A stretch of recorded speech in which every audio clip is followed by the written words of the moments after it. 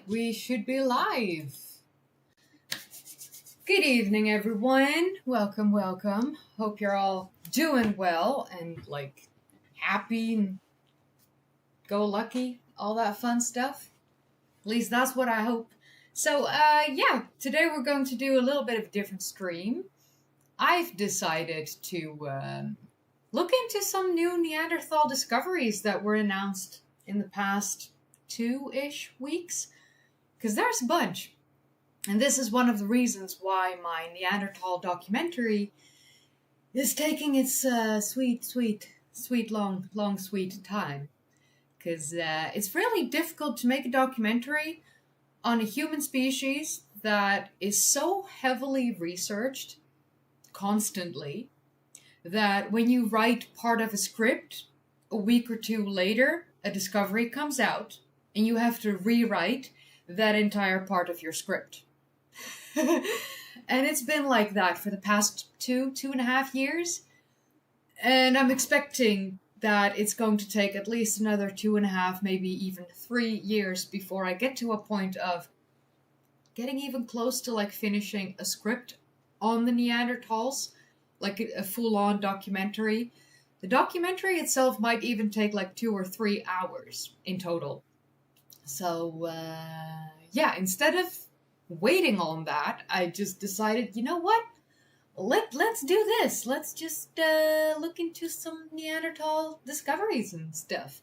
But I also want to show you some of the merch. Because, you haven't really seen much of the merch. So, window capture. Here is the new merch store. The link to that shall be put in the chat. So there you go. And I will pin that, I think. I think I can pin that. Yes, I can pin that. Look at me. I am almost a real YouTuber. Merch here. Okay. So, I took the liberty upon myself to grab some samples from my own new merch store. Look at this! Awesome Doggerland t-shirt. I really like Doggerland, the t-shirt. If you think I just got that in one color, think again. Do you even know me? Of course, I also got it in this color. Isn't that pretty? So I will be wearing this in the upcoming Doggerland documentary that I'm still working on. I know. Every time I put on a documentary project for myself, I think, oh, I'll be able to do that in 2 or 3 months, and then think again, because it's gonna take at least 6 months to 5 years. So,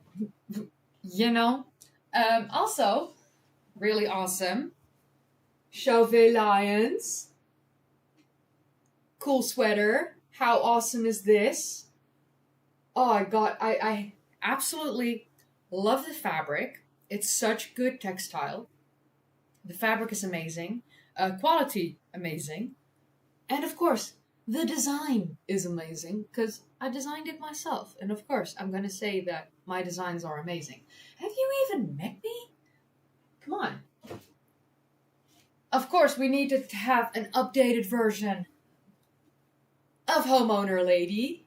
This is still, seriously, one of my favorite designs. Designed by Lady Pink NYC, the legendary graffiti artist and amazing woman. And I had to get it in this color because I think it's so complimentary to her design. Got a coaster. Haven't even unpacked that. How dare I not unpack my own merch? Who even am I? Guys, the fudge. Oh, let's put that there. Look at these! It's a coaster. It's glossy. It's pretty. And I can put my drink on there. Oh, also, look at this. It's a big Chauvet line tumbler. Isn't that pretty? Honestly, it's really, really pretty. Got some stickers, but I'm saving those for my travels so that, whenever I am somewhere, I can just stick a History with Kaylee sticker on stuff. because that sounds awesome. And lastly, what do you think about this? What do you think about this? Like, doesn't this look amazing? A beautiful backpack with the Chauvet lions and the logo. And if you open up the zipper, not sure if you can see on camera, but there is a logo inside there as well. It's a hidden one. So yeah, that's the merch. Just wanted to quickly show what I already received at home. I ordered a little bit more, but I haven't received everything yet at this point. So we're waiting on that. And yeah, you can check out the merch. It's here in the store. And we have some cool, awesome stuff. But yeah, okay. Enough plugging of my own stuff. If you want to join me in Turkey in September, you can go to thecommunitygarden.org/tours/p/ancient Anatolia. And link to that also in the chat. Tour. Alright, also in the chat. And now we will get to the discoveries of Neanderthals. So, now that we've had that, so yeah, the lions, I've seen a lot of people that say, oh, you got a lot of the Chauvet lions in your merch, and I'm like, yeah, I do. I have a lot of them in the merch store at the moment, and there's a good reason for that, because that is my Chauvet lions collection. I'm also, behind the scenes, starting to work on a new collection with skulls. Extinct human skulls. So like, think Heidelbergensis, Naledi, Floresiensis, Erectus, that kind of stuff. So I'm working on those to put on coasters, tumblers, shirts, things like that. I've got a couple design ideas in my mind, so I'll be working on that in like the upcoming weeks, months, I don't know. Sometimes I work fast, sometimes I work slow as fuck. Sorry. Can't help it. I'm just, I'm me. I'm chronically ill and I do what I can, but sometimes I just can't. Which is fine. So, now that we got all of that out of the way, it is time to look into some Neanderthal discoveries. Like I said, there's a couple. If you can see the tabs open up, 1, 2, these two are the same, like same article. This is the entire study, which is way too long for me to tell you, because studies are super dry. And it's not the most fun stuff to read, if any of that makes any sense.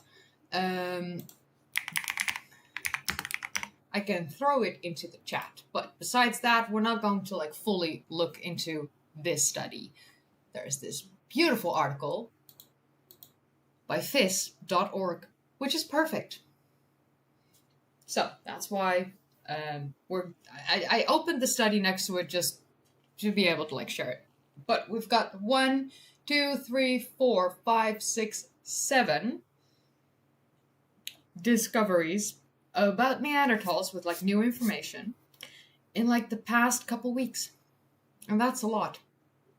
There's a massive difference thinking about anthropology, archaeology, science as a whole, honestly. When you think about like 20 or 30 years ago, how slow new discoveries would roll out, how slow new discoveries would be made even, and like new research being done, compared to now, we absolutely live in the golden age of science at the moment. Because scientific discoveries are coming out every single day, instead of 1 or 2 discoveries a year. Massive difference, which I love. I'm here for it. Like, part of my whole YouTube channel is new discoveries. So yeah. So we're gonna go through these articles and we're just gonna talk about it and Feel free to have a conversation with me in the chat. Feel free to ask me questions about the things that we are covering in this video, live stream, whatever you want to call it. I don't know. It's a thing. So let's go. Sippy sip sip. Europe's late Neanderthal descended from a single population, DNA analysis suggests. So a study incorporating new DNA data and archaeological evidence has shown that the last Neanderthals in Europe experienced a major population turnover, resulting in little diversity in their gene pool prior to their disappearance, this is wrong, 32,000 years ago. If you watched me for a while, you know the general accepted time of the disappearance of the Neanderthals has been pushed back to 32,000 years ago. And we're actually even going to cover a discovery from Gibraltar that suggests that the actual last Neanderthals may have disappeared 24,000 years ago. And that's another massive difference of another 8,000 years. So that 40,000 years that every single article always keeps using, and even National Geographic was claiming this 2 or 3 months ago on Threads, and I actually corrected them, and some people got mad at me for correcting them because, you know, that's National Geographic, and I'm like, I don't give two shits. They were wrong. And if an amateur in this field has to correct them, then that's on them. I'm just the amateur, but I was the one with the correct information. They didn't have it, so, you know? But okay. Oh my god, that Dutchman. We live in a golden age of science. Oh my god, we live in a golden age of science, she says, as I just log in from a video debunking some flat earthers. Oh my god, flat earthers. Oh. No, I can't. Oh my god. Think about the fact that some people actually go and debunk that stuff, even though... Do we really need to debunk something that ludicrous? Okay, sorry. But back to the article. So in the study, an international research team led by Professor Cosimo Post at the Senckenberg Center for Human Evolution and Paleoenvironment at the University of Tübingen traced the dramatic genetic history of European Neanderthals. Researchers already had indications that Europe's widespread earlier Neanderthal populations had largely disappeared. The new study indicates that one localized group had survived the harsh conditions by retreating to a climate refuge some 75,000 years ago in what is now southwestern France, and that the descendants of these survivors spread across Europe after 65,000 years ago. Genetically, almost all late Neanderthals descended from this one lineage. So, okay, I love this sentence, and I do want to go over this for a second. Modern humans, you watching me sitting here, virtually every single person alive on the planet today has Neanderthal DNA within their genomes. If we think about that, and we think about the interbreeding between Neanderthals and Homo sapiens, our ancestors, that started occurring at least 50,000 years ago when the first Homo sapiens arrived in Europe, and actually already happened before that in the Levant area some 100,000 years ago, would that then mean that every person alive on the planet today would be carrying the Neanderthal genomes, DNA, whatever you want to call it, from this one lineage? Or do we also carry Neanderthal DNA or genomes from other lineages? So this is what I'm currently interested in. Are we just carrying it from this one lineage because they were the one lineage that survived this long and therefore interbred the most? Or do we also carry from the older interbreeding moments that happened in the Levant area. I don't think we would be carrying that much from like that older interbreeding time frame. So we might just like actually be carrying the Neanderthal DNA from this one lineage inside of our genomes in modern times, which would make them the best Neanderthals because we carry it. Oh well. Post and his team also found that these Neanderthals later suffered a sharp decline in population around 45,000 years ago. This fall in numbers was rapid, reaching a minimum around 42,000 years ago, shortly before the Neanderthals became extinct altogether. No, that's 10,000 years at least before the Neanderthals went extinct altogether. Genetically, Neanderthals can be clearly distinguished from modern humans, Homo sapiens, who replaced Neanderthals by around 40,000 years ago. No, we didn't. So these articles all still say that, honestly, Homo sapiens arrived in Europe 40,000 years ago, and at the same time, Neanderthals disappeared. That's bullshit. And then they changed the story. Oh, no. Homo sapiens arrived in Europe 45,000 years ago. Neanderthals disappeared 40,000 years ago, and so for 5,000 years they interbred, and that's why we carry Neanderthal DNA in our genomes. Again, which is bullshit. So in 2022, they discovered that Homo sapiens arrived in Europe at least 50,000 years ago, possibly even earlier.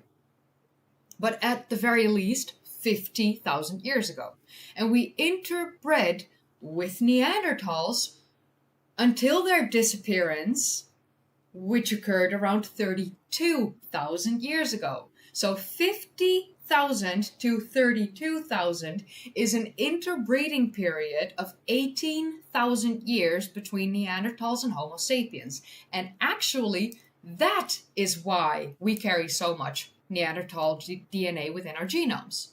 Because it was for 18,000 years that we started interbreeding, and like we mixed and matched a lot. And recently we discovered that it was mostly Neanderthal men and Homo sapiens women who interbred. There are some occurrences of Homo sapiens men and Neanderthal women interbreeding, but it happened on a much smaller scale compared to Neanderthal men, Homo sapiens women. So that in itself makes these articles very annoying for me to read, because if you don't know what I know, you can just take this at face value because it's phys.org. It's a scientific website. Must be correct. And it's filled with so many issues. So, I like to immediately debunk the misinformation when I come across it because it's just wrong. Neanderthals did not disappear 40,000 years ago. Neanderthals in northwestern Europe disappeared around 32,000 years ago. Neanderthals in southwestern Europe, around Spain, Gibraltar, they may have lived up until 24,000 years ago. And we will get to that in an article later tonight. But okay, done that. Whew.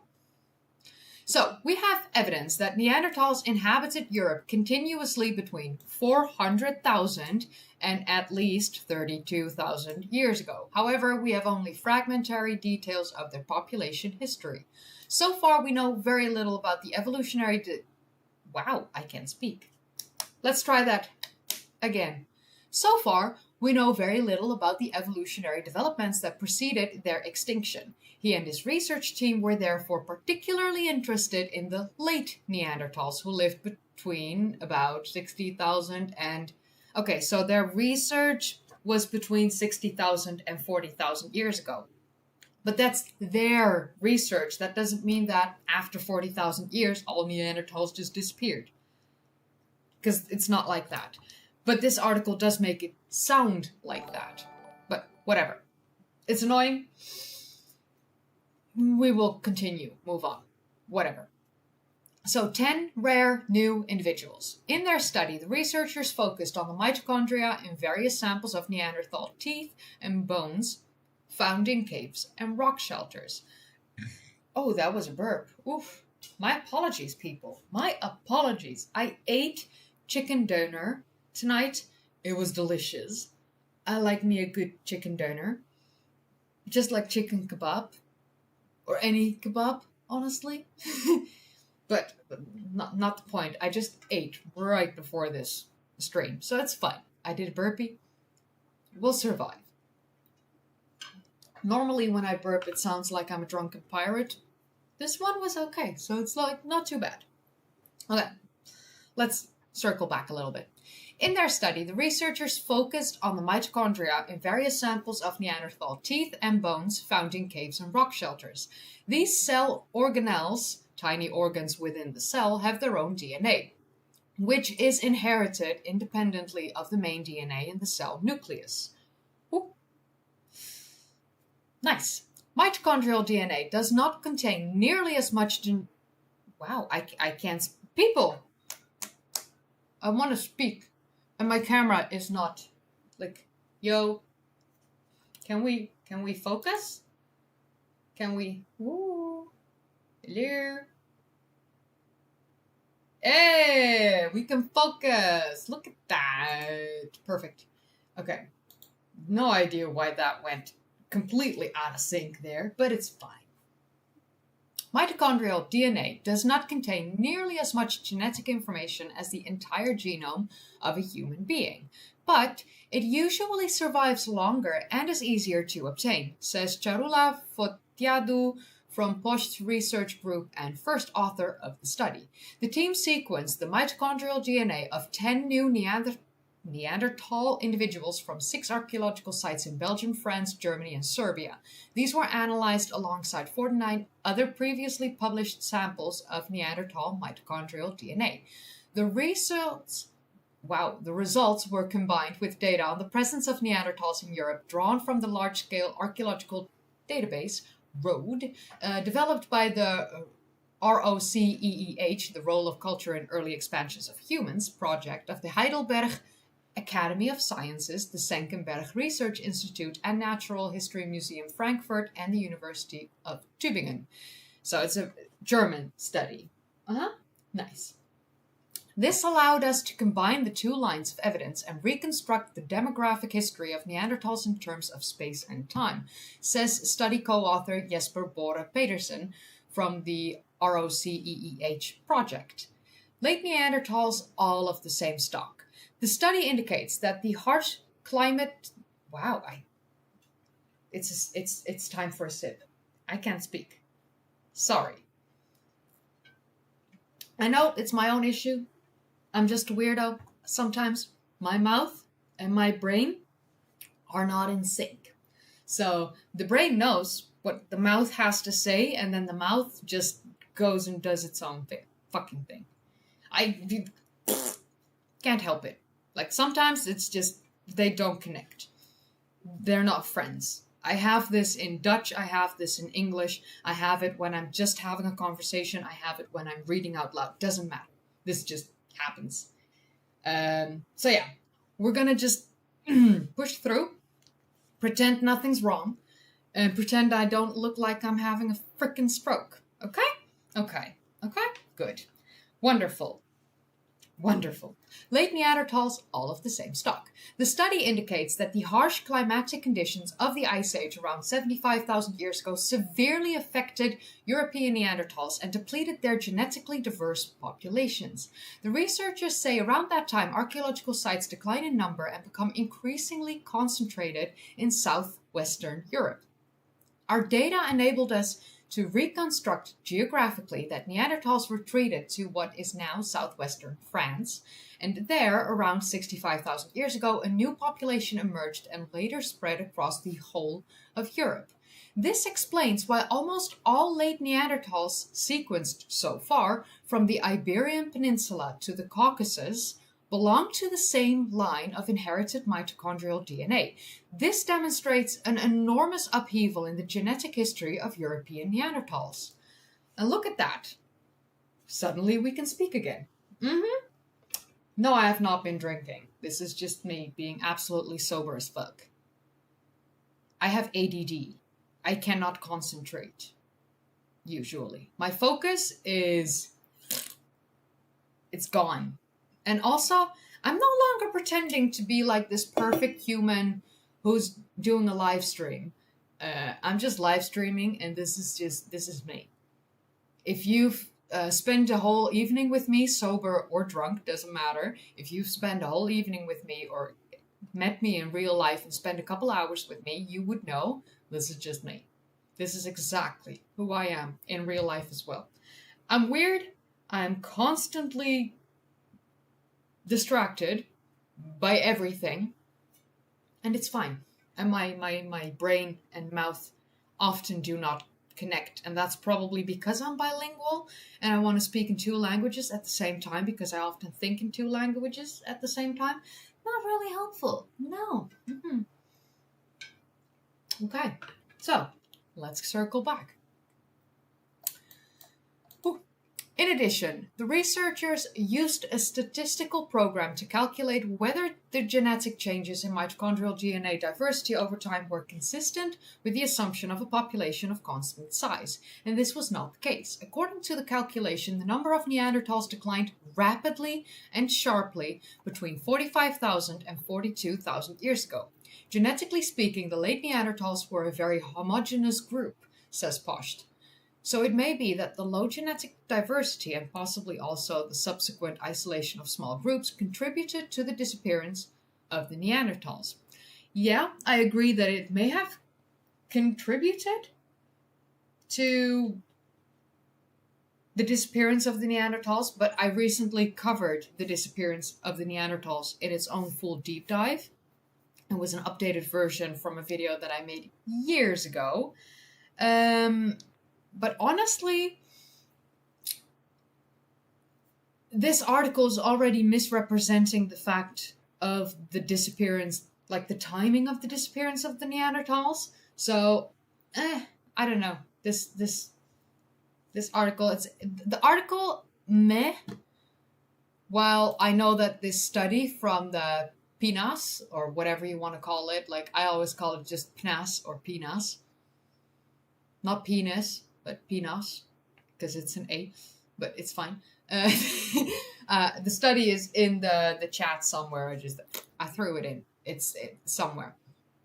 I know that the study will have correct information on that, because the study just talks about the population size shrinking between 45,000 and 42,000 years ago. And they say shortly before their extinction. That doesn't mean that they mean the extinction happened around 40,000 years ago. So, but okay, we threw that study in the thing. I'll throw it into my Discord in case I want to make a whole deep dive on it. I don't know. Yeah, PNAS. It's PNAS. So, away with that. Like I just said, I like to talk about Neanderthals in the Gibraltar area, and I've been thinking about like doing a whole,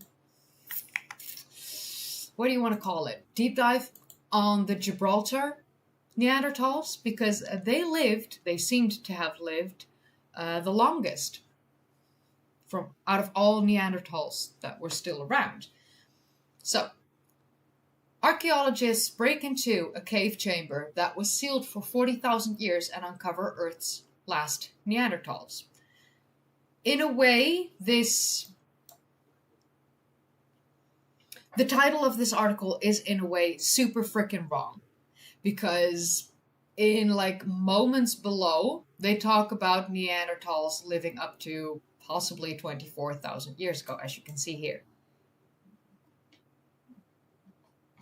How can the cave be sealed for 40,000 years, like that chamber be sealed for 40,000 years, if 24,000 years ago Neanderthals were still around?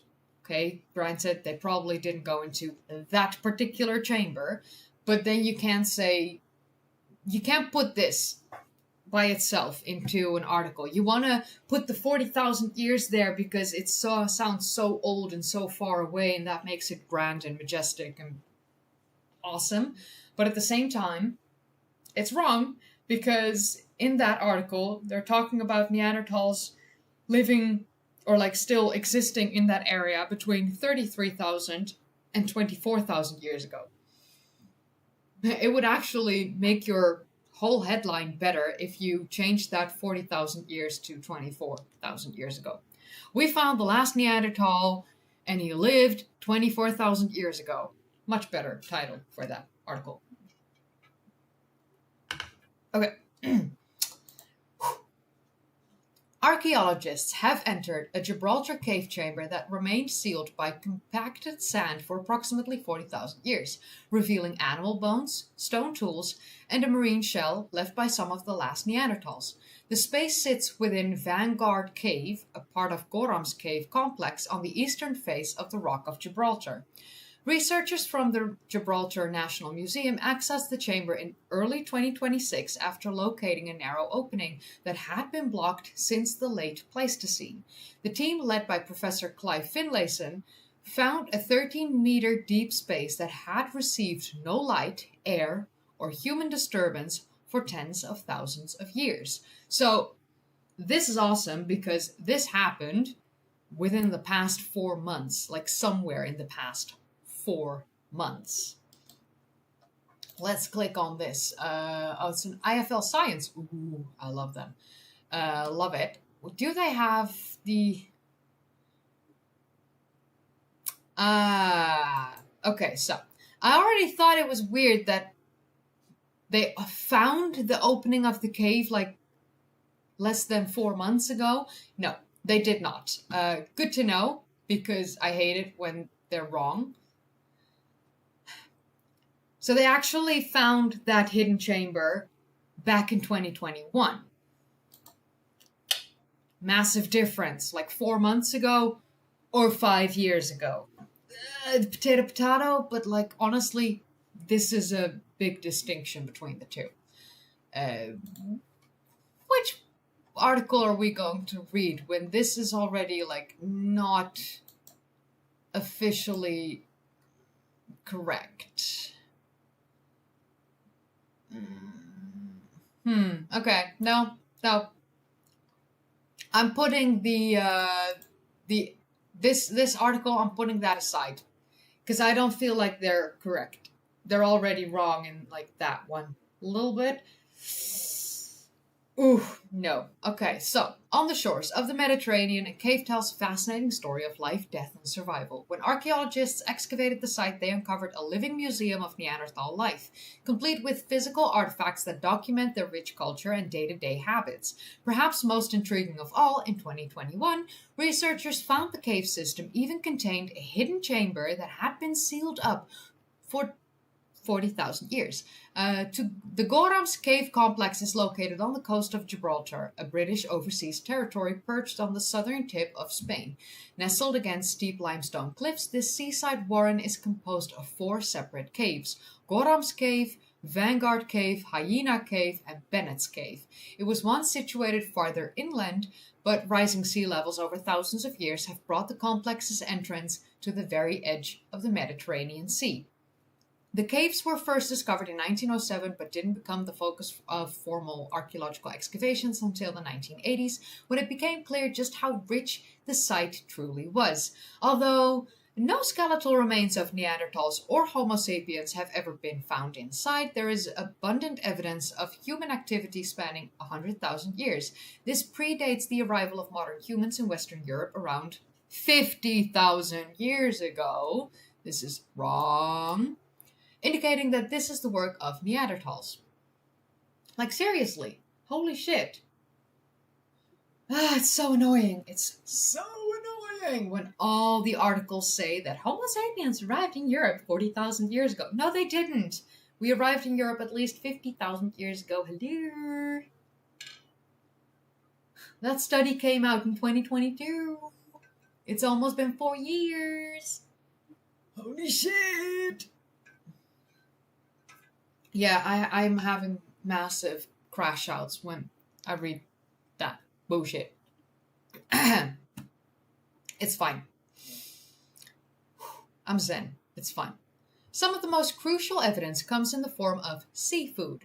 Over the years, researchers digging at the cave have uncovered a huge quantity of mussel shells, as well as the bones of fish, seals, and dolphins. These remains couldn't have reached the cave naturally by tide or waves. Plus, it's evident that some of them have been processed using knives and other butchering techniques. The floors are adorned with several cross-hatching patterns that have been deeply scratched into the bedrock. While there has been some dispute over the authorship of these markings, researchers have claimed they were created by Neanderthals over 39,000 years ago. Could have been Homo sapiens, but also could have been Neanderthals. Could these rough and ready etchings be considered artworks? If so, this would be yet another example of Neanderthals' creative intelligence side.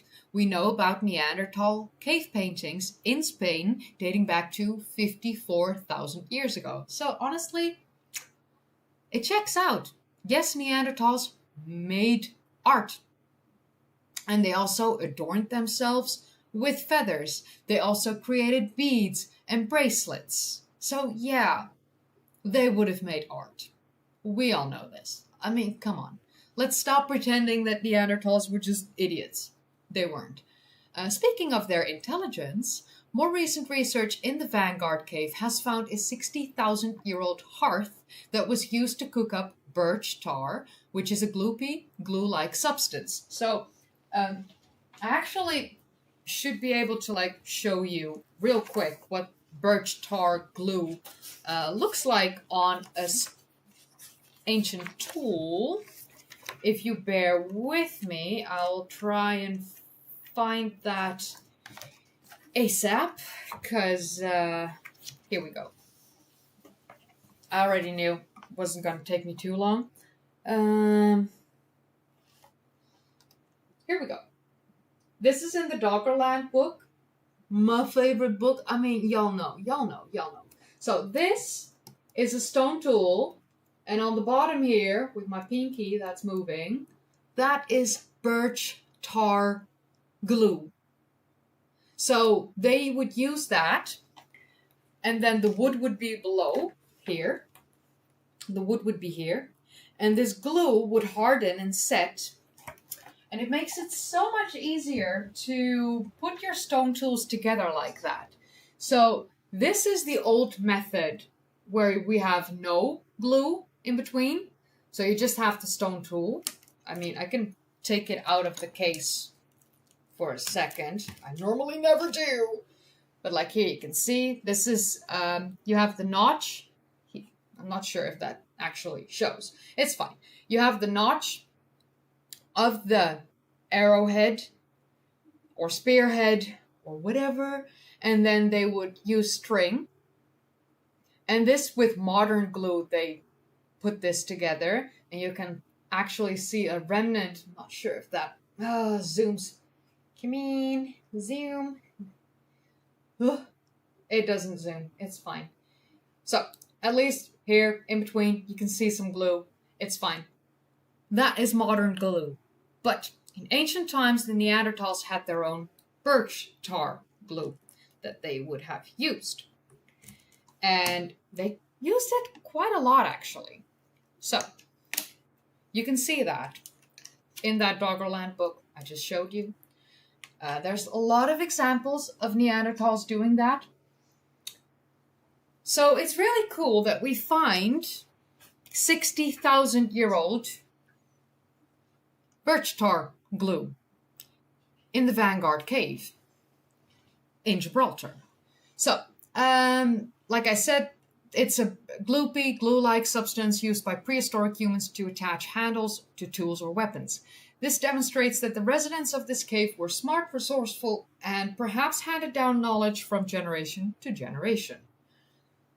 Honestly, yeah, makes sense. Of course, they would go and hand that knowledge over from generation to generation because, hello, it's quite necessary makes things a lot easier, and you don't want to lose valuable information. So yeah, of course you're going to share it. Duh. I mean, let's put two and two together, okay? Let's use our brain cells. That weird gray-like substance in our skulls. Of course, yeah, that makes all the sense. In 2021, researchers made another fascinating find at the complex. Archaeologists from the Gibraltar National Museum discovered a 13-meter deep chamber, which is 42 foot deep, at the back of Vanguard Cave that had been sealed by sediment for at least 40,000 years. Their initial analysis found the remains of lynx, hyena, and a vulture, and it seems unlikely that these animals stumbled into the chamber of their own accord. The team also found the shell of a large whelk, which is an edible type of sea snail, which must have been transported up to the chamber due to its distance from the water. Neanderthals likely occupied Gorham's cave until between 33,000 and 24,000 years ago. Let that settle. 24,000 years ago is when it seems like the last Neanderthals started to truly disappear. That is a massive difference from 40,000 years ago. So, yeah, it is incredibly recent. It is typically held that these hominins went extinct around 40,000 years ago, like I just said. But the artifacts in Gibraltar suggest that some populations might have held on much longer, which makes all the sense, honestly. If all of these assumptions are accurate, it would indicate that some of the world's very last Neanderthals lived in and around Gorham's cave, an idyllic setting in which to face the ultimate extinction of their kind. How awesome is that? So, I want to go back to this one, the bad article about this same discovery, because they had some nice pictures. The very bad picture of the Vanguard cave opening, but fine. Here we have the excavations in progress in the back chamber at Gorham's cave. Really cool. Would I want to work in a cave? Me personally? No. I'm claustrophobic. I must say no. The fact that I'm already going into like underground cities like Derinkuyu and Kaymakli in Turkey. In Turkey. I had to say it right. Apologies. But yeah, no. No. This article states that the isolation of the chamber is unusual for archaeological sites, which are typically altered over time by weather, animals, or later human activity. No, it's not. We've found so many chambers and cave systems, temples, burial mounds, you name it, that are tens of thousands of years old at some of them, that hadn't been touched by sunlight or anything because they were sealed. This is not unusual for an archaeological site. That is bullshit to claim that. Because this happens actually more often than most people think. So, that is just a super dumb sentence. But okay, in this case, a natural sand collapse sealed the entrance, preserving the interior environment with minimal alteration. Researchers are now examining whether the spatial relationships between objects and sediments remain intact enough to reconstruct how Neanderthals used the space. Okay. So, like I said, they found bones from several species, including a lynx, spotted hyena, griffon vulture. Really cool. These remains suggest that the cave alternated between use by carnivores and Neanderthals. The team also identified stone tools consistent with the Mousterian stone tool technology. The Mousterian stone tool technology is most famously used by Neanderthals. But yeah. Yes, of course, Neanderthals were assimilated by Homo sapiens, but the species, like the full breed species of Neanderthals and their full breed individuals, did disappear. Yes, they were assimilated by us, but over time, they as a full distinct separate species did disappear. So, in a way, you can say that they disappeared. Because the whole consensus of accepting that Neanderthals were fully assimilated into our own species, the Homo sapiens, that consensus is still receiving pushback. Not every anthropologist and historian and archaeologist agrees with that notion. So that's still, contested in a way. It is the most probable explanation for the disappearance of the Neanderthals, that they were assimilated into us. But at the same time, it's still contested. It's not accepted 100% as the explanation. And they, as a separate species, did truly disappear, and they went extinct. And there were a multitude of reasons that I, covered in my the last Neanderthal last Neanderthal video that I made. There were a lot of reasons for their disappearance, like leading up to the decline of their species numbers, and why they probably started to interbreed with Homo sapiens. So yeah. And then they were assimilated into us, but they still disappeared. So the Mousterian stone tool technology tools that they discovered were found close to the surface rather than buried in deeper sediment layers, which may place them near the final phase of activity in the chamber before the sand slide sealed it.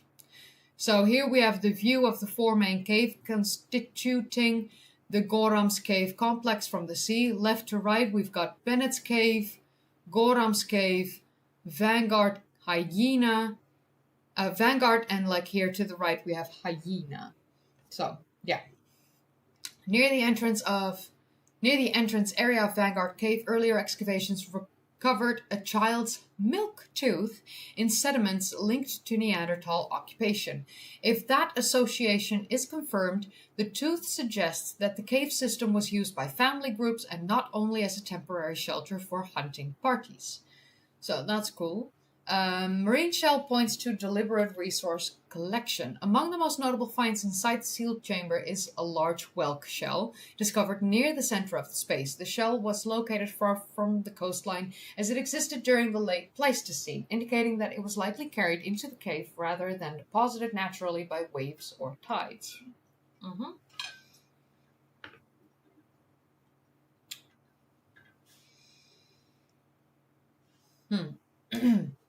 This interpretation aligns with the existing evidence from the Gorham's Cave complex, showing that Neanderthals in Gibraltar regularly exploited marine environments. Previous excavations at the complex uncovered mussel shells, fish bones, and remains of seals and dolphins, all of which showed signs of butchering with stone tools. Fabian Picardo, the chief minister of Gibraltar, described the discoveries as opening a new chapter in understanding the region's prehistory. The local government has supported ongoing excavations at the cave complex because the site provides a specific window into the lives of Neanderthal groups that inhabited the southern edge of the Iberian Peninsula. So the Gorham's Cave complex holds UNESCO World Heritage status, which is good, because it contains one of the highest concentrations of Neanderthal occupation sites in Europe. The property includes 4 caves: Gorham's Cave, Vanguard Cave, Hyena Cave, and Bennett's Cave, with archaeological deposits spanning more than 100,000 years. Previous research published in peer-reviewed studies has identified Gorham's Cave as one of the latest known Neanderthal sites. Radiocarbon dating suggests Neanderthal occupations persisted there until between 33,000 and 24,000 years ago, later than in most of the rest of Europe. Scientists believe that Gibraltar's relatively stable climate allowed the Neanderthals to survive while conditions elsewhere deteriorated. A 2007 study in Quaternary International identified remains of 2 amphibian species, 7 reptiles, 11 large mammals, 44 bird species, and at least 10 species of intertidal mollusks in the Neanderthal levels at Gorham Cave. The research supports the idea that Gibraltar served as a Neanderthal refugium where the species made its final stand in Europe. The Gibraltar National Museum plans team plans to continue excavating deeper into the sealed chamber to determine whether additional artifacts or features remain preserved. The undisturbed conditions may allow for the recovery of microscopic plant remains, pollen, and possibly ancient DNA from the floor sediments. Such material could help reconstruct the local environment at the time the chamber was in use, including vegetation, seasonal patterns, and available resources. It may also clarify how Neanderthals used different parts of the cave system and how frequently they returned to the site. The Vanguard Cave Chamber remains under active study by the Gibraltar National Museum, with researchers documenting the spatial positions of all finds before any removal occurs. The chamber represents one of the few sealed late Pleistocene contexts tied directly to Neanderthal activity in Western Europe, which is really cool. Yeah. So the thing is, this cave was probably a location where they hunted and like stayed the night kind of thing. This was not like a settlement place. It wasn't a burial place. So that's probably why we don't really find Neanderthal bones or fossils or anything like that. The fact that we have possibly, because, possibly found a Neanderthal child's milk tooth in cave sediment near the entrance of Vanguard Cave. Probably, like, when I was a kid, I was walking to school. I think I was about 7 or 8. Yeah, I think I was either 7 or 8. I was walking to school, and I was playing with my tooth that was loose, and I was just, moving it around with my tongue in my mouth, and it felt weird, and I enjoyed it, and suddenly a car honked. So, that scared me for like a moment. And in that jump that I had, the tooth just flew out of my mouth. And I used to save my little teethies. Like most kids, we don't really have the tooth fairy in the Netherlands. Not really a thing. So we didn't really save it for that. But my mom had like a small container where she kept my teeth that had already gotten out. And I tried to find the tooth back. No luck. So yeah, it's possible that in like 10,000 years, someone will find my tooth. So it's not weird to find a child's milk tooth because, you're going to have to lose them at some point and you can't keep all of them. You will actually lose a couple of them. This doesn't seem like a burial place. This seems like a place for survival and hunting strategies, things like that.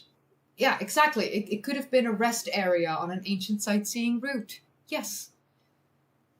Thomas Thompson, you're saying like it's too much information. How dare I speak about, my own experiences or stuff? How dare I?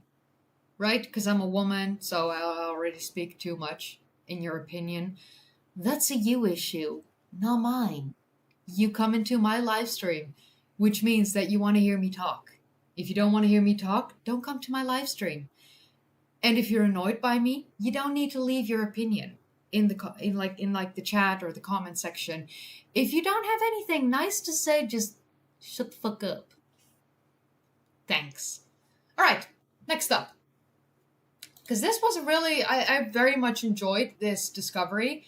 Like I said, I might be planning a video on like the actual last Neanderthals from Gibraltar. Not sure, but we will see. Okay? Okay. So Thomas Thompson says, don't be mad, I'm trying to make you happy. Oh yeah, of course, because I as a woman love it when a guy is telling me that I'm sharing too much information. How did that work in your mind, dude? Grandpa, this is not the place. I just got out of like a week-long harassment spree on Threads, And it was a lot of incels and old men telling me what to do or what to say or what to wear or how to smile. This ain't it, dude. Like this ain't you, me. This ain't the place. Really not. So, best you shut up or leave. Okay, next up. Neanderthals were enormous compared to modern humans. Like, no, they weren't enormous. Oh, Thomas, no, you continue. Oof. Oh, oh. Oh, wait, bye. Oh, no, I didn't. Bye. Wow. Okay, no, sorry. Whatever. It's fine. Doing a time capsule, maybe doing a time capsule with my daughter's teeth, that's a good idea. I love that idea. Definitely do it. And yeah, the Thomas is gone. Like he gone. He gone. You're not gonna come into my live stream and have the audacity to tell me what to do or what not to do. Like, seriously, this ain't the place for you. This is me chilling, hanging out with you, having conversations, and today we're just like focusing on Neanderthals. You know, this is a good stream. This is a good vibe. And if you come in with negativity or whatever, it's just bye. So long, suckers. So, Neanderthal babies may have been physically dwarfed by Homo sapiens, Homo sapiens counterparts. How is this a sentence? How is that a sentence? That's not a sentence. No. Wait. Oh, we need to block another one. We have an asshole asking me about bra sizes. Bye. That's bullshit. Like, that's like, what? How on earth are we talking about Neanderthals and you want to ask me about bra sizes? Like, the two don't connect, dude. Like, this is lifetime ban. Like, this is just bye forever. Like, I don't give two shits. Oh my god, I lost a viewer because I blocked someone. I didn't want them anyway. You know? Oh, no. Not all Thomases are assholes. You're correct. There are some really great Thomases. That one was just, ugh. Ugh. So, I'm still confused by this sentence, though. Neanderthal babies may have been physically dwarfed Homo sapiens counterparts. How is that a sentence? I need to, like, see. Fix this sentence.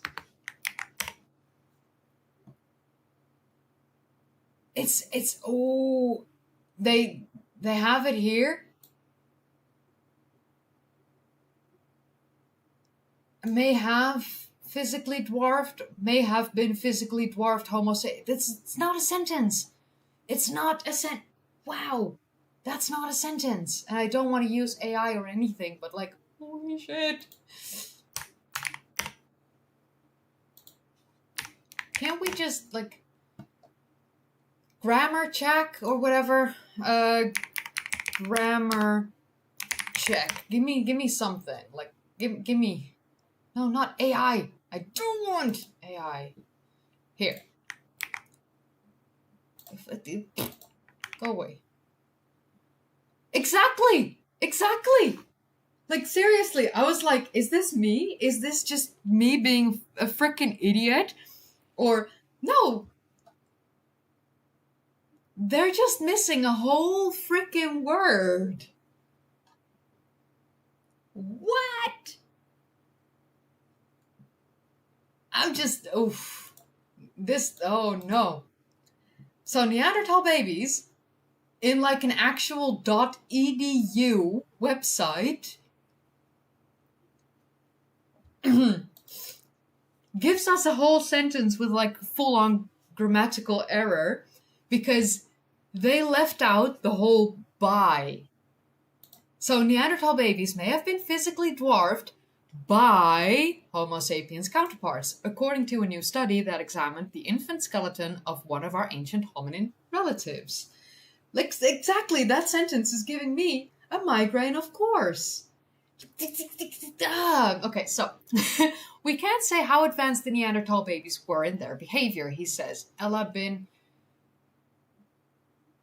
Wait, this whole. Oh no. Oh no. This was written by AI.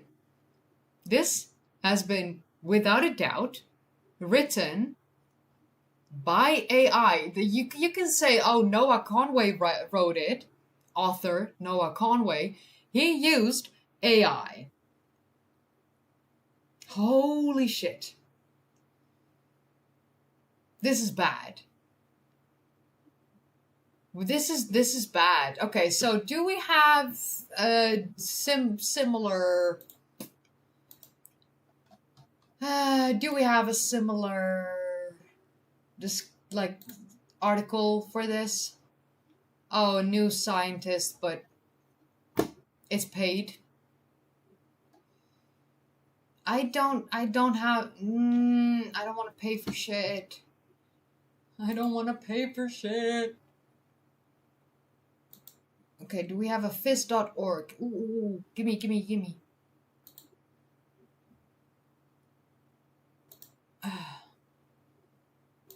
Open. Fucktard. Foot. Using computer tomography to study DNA from ancient humans without destroying samples. This was April 14. Bone stuff, microcomputer tomography, bone stuff, and nothing. Not the discovery I was looking for. Nope. Completely different discovery. Holy shit, this is written by AI and it's so freaking bad. Oh no. Okay, well, we're just gonna try and figure out what the hell this was supposed to be. I've been asked to, like, zoom in so the comedy can be seen in a bigger size. So here, the first sentence: Neanderthal babies may have been physically dwarfed Homo sapiens counterparts. Oh yeah, no, definitely a Dutch thing to not want to pay for stuff. Also, if I were to pay for, like, every news article website that I use for, like, research in my videos, I wouldn't be making any money. Like, I would be in debt at the moment. Like, holy shit, it's expensive. Exactly. The question is, which infants were larger, Neanderthals or Homo sapiens? Because, like, we have no clue from that sentence. Oh my god. So, and then this sentence goes, like, who's Ella Bean? Who's Ella? He says Ella Bean. Okay, it's a person, Professor Ella Bean. Okay. But this is a woman, a female. She is founder. And so here we have this next, this is just like, ugh. We can't say how advanced the Neanderthal babies were in their behavior. He says Ella Bean. Who is a woman, so, like, Ella Bean is a she. Oh, this is bad. At Ono Academic College in Israel. We don't know, like, this country. Israel. We don't know if they started walking at a different time than modern human babies, but he says, again, she is a woman. But she says they were big and not necessarily chubby. Don't assume pronouns. I mean, I checked. I see this picture that's definitely female presenting. Right? Female presenting. And Here it says she. She. So her pronouns are here on her own like school website with her information, female presenting, and it says she. So in a way, I think we can like, okay, so, but still, they keep pretending like Ella Bean is a he because it's written by AI, and AI apparently had no clue that we were talking about like a female professor at this point. Whatever. So apparently Neanderthal babies were the big ones. I think.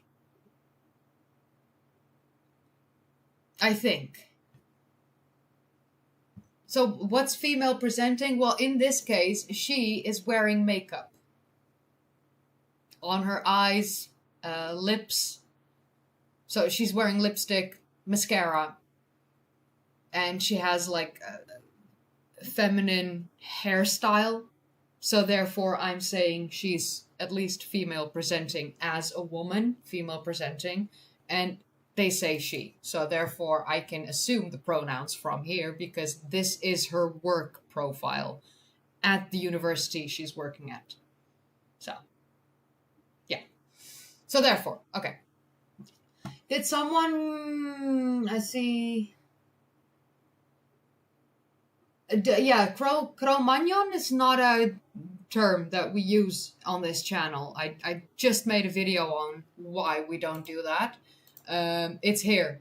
Dark Origins of Cro-Magnon. It has everything to do with eugenics, Nazis, and bad stuff. Racism, all that jazz. So, yeah, let's not... Just Homo sapiens. It was just Homo sapiens. There were skeletons of Homo sapiens found at the location of Cro-Magnon cave shelter or rock shelter in France.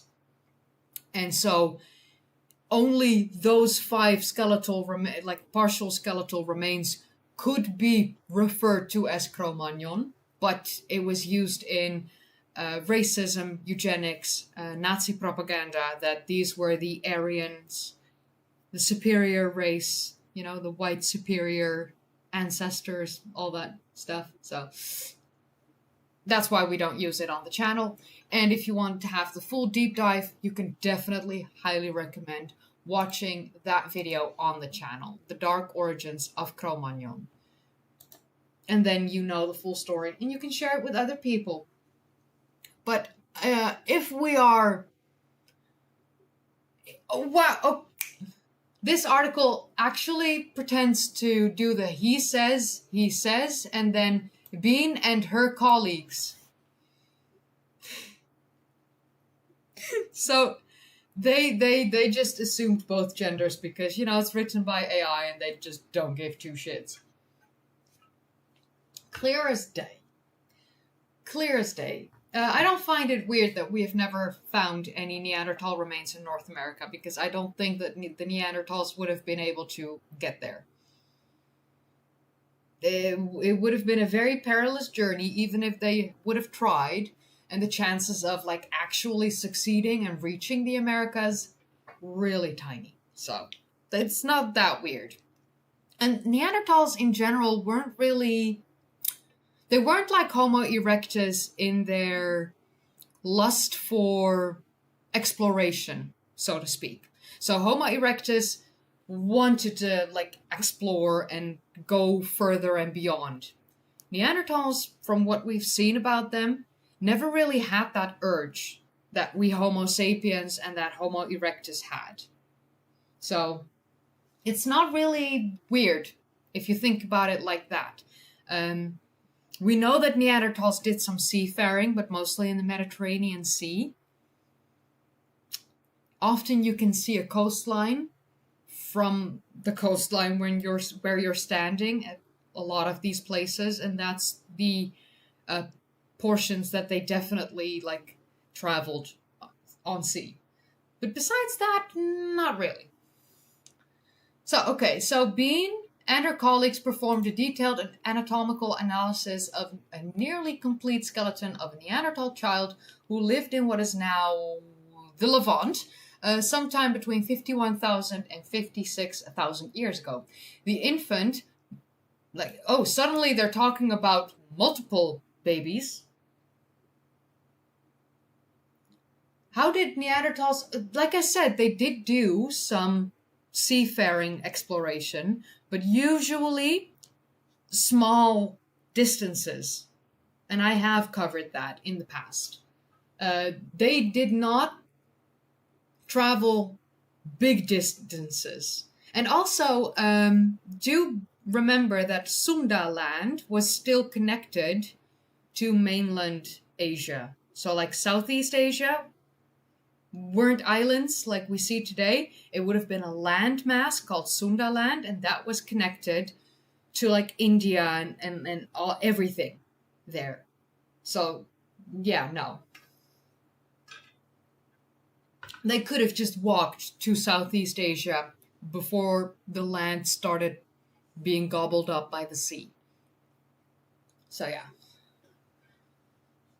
But okay. Yeah. Neanderthals were coasters, staying inside of the coast. Like I said, it's very clear that Neanderthals did not have that urge for exploration like Homo erectus had, and that we, Homo sapiens, have. Neanderthals in Crete, that is a good one. I actually covered that. Seafarer. Look. Oh, did I not? Neanderthal. Whatever. Should be here somewhere. Yeah. Neanderthals voyaged overseas 100,000 years ago. I covered this. That was the Neanderthals in Crete. And they used rafts or boats or canoes. Things like that. Made a video on that 3 years ago. Like, I've been covering Neanderthals for years now. So, yeah. That's probably why the documentary is so slow. So damn slow. But okay, let's go back to this terribly written article, because the actual good article is behind a paywall and we ain't gonna pay for it. Like, we ain't gonna pay for it. No. I refuse. I refuse. So, this article can't do any grammar correctly, pretends that this woman is a man, again pretends that this female professor is a man, and then here we do look at her as a woman, because here we do her. Then we talk about one skeleton, a nearly complete skeleton, one nearly complete skeleton of a Neanderthal child, and here we say multiple infants. Like, if is the information even reliable in this article? In a way, yeah, because I looked at like the actual article and it's similar. Like the information, the big stuff, the red line is similar. It's just that this one is written terribly. Like, I don't think I've ever in my entire life came across an article this bad with this many mistakes. It takes 2 minutes to like fix this. If the Ceruti mastodon site is evidence of human presence, what species would it most likely have been? Homo erectus. Without a doubt. If it is correct, which I am beyond on the fence of, I personally don't feel like the Ceruti mastodon site is evidence of human occupation or presence in North America, but if they do find actual evidence going back that long ago, like being that old, without a doubt Homo erectus, because Homo erectus emerged around 2.4 million years ago, left Africa by at least 1.9 million years ago with the Dmanisi fossils in Georgia, then reached the area of China possibly as soon as 1.8 or 1.7 million years ago, and then reached Indonesia, or the Sunda land back in the day. But honestly, Indonesia in modern times, by 1.6 million years ago. Less than a million years from their emergence in Africa, they reached Indonesia in Southeast Asia, which back then was part of a landmass called Sundaland, so it wasn't an island. They could have just walked there very easily, but still, if there's one species that has an urge for exploration beyond us, Homo sapiens, it is Homo erectus. Did I just say Homo erectus again? Oh my god. I constantly do that. That's why I made that whole edit in the video with the para-da-da-da, Snoop Dogg, Homo erectus with the joint. Because I can't help myself. I'm trying. I'm seriously trying. But yeah. So the infant minus the S, so scrap that, known as Amud 7, was discovered in a cave 4 kilometers off of the west coast of the Sea of Galilee in the Levant area in 1992. Their gender cannot be determined. Amud 7 is one of the few young Neanderthals ever recorded. Neanderthals were the dominant hominin species throughout Eurasia for several 100,000 years, until climate change and competition with modern humans saw their extinction around at least 32,000 years ago. I'm crashing out again. You see, every single article still talks about that 40,000 years ago, even though it has been known for like a decade now that they lived up until at least 32,000 years ago. And we just covered that Gibraltar discovery, that they may have even survived up until 24,000 years ago. Holy shit! This is like actually making me crash out. People, come on. Okay. Stop crashing out. Based on the baby's teething stage and microscopic scans of the internal structure of the teeth, Amud 7 was likely about 6 months old when they died. But in terms of bone length and brain development, Amud 7 is more comparable to a modern human between 12 and 14 months of age. In other words, the child appears to have a young dental age and a much older skeletal age. Bean says that when the researchers compared these findings from Amud 7 with those from the 2 other Neanderthal children, a 2-year-old named Dederier, one from Syria, and a 3-year-old found at Roc de Marsal in France, they saw the same trend. Seeing the same pattern in 3 different Neanderthal children shows that it's not random. We are trying to match the developmental markers of Amud 7 and other Neanderthal juveniles to the expected growth timeline. Oh, that's another sentence that's incorrect. So, we are, scratch that. That's bullshit. Not necessary. Really wrong sentence. So, trying to match the developmental markers of Amud 7 and other Neanderthal juveniles to the expected growth timeline of Homo sapiens is problematic. Instead, it is likely that Neanderthal infants... How? Is this giving anyone else a migraine? Like, we thought that first sentence was bad.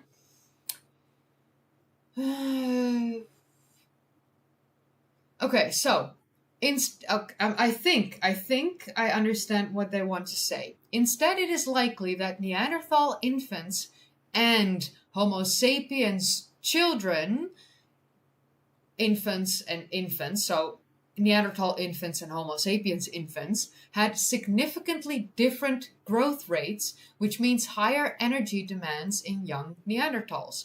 By about age 7, however, the growth differences seem to disappear, and the children of both species follow a similar trajectory. Okay.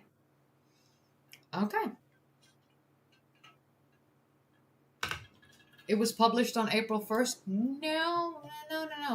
15, like yesterday. Published yesterday. The worst article I have ever read in my entire life was posted yesterday on April 15th. So, if the Professor Elabine, the woman, had to pick the most likely age of this Neanderthal infant Amut 7, she says it would be based on the teeth and not the skeleton. So she thinks that Amut 7 might be older than 6 months. In the first years of life from birth to early childhood, Neanderthals grew faster than modern humans. And this was probably an adaptation to the harsh environments that they lived in because smaller bodies tend to lose heat faster than larger ones. Okay. Chris Stringer at the Natural History Museum in London says that Amut 7 fills an important gap in the story of how Neanderthals evolved. I love Chris Stringer, honestly. He's great. So, when scientists put all the evidence together, they identify 3 distinct growth stages in young Neanderthals. The teeth of newborn Neanderthals generally developed in sync with the rest of their bodies. Then, in infants and toddlers like Amut 7, there was a surge in body and brain growth compared to slower tooth development. However, in older children, tooth and body development came back into sync, while brain growth continued at a rapid pace, he says. As adults, Neanderthals were similar in size to Homo sapiens, although they were on the shorter side. So a lot of people make the claims that like the Denisovans and the Neanderthals were like giants. No, they weren't. Actually, they were quite a bit shorter than us. They sometimes had bigger skulls and like stockier builds, and they were just like built more widely, like wider skeletons, wider shoulders, wider hips, like everything was thicker and more robust.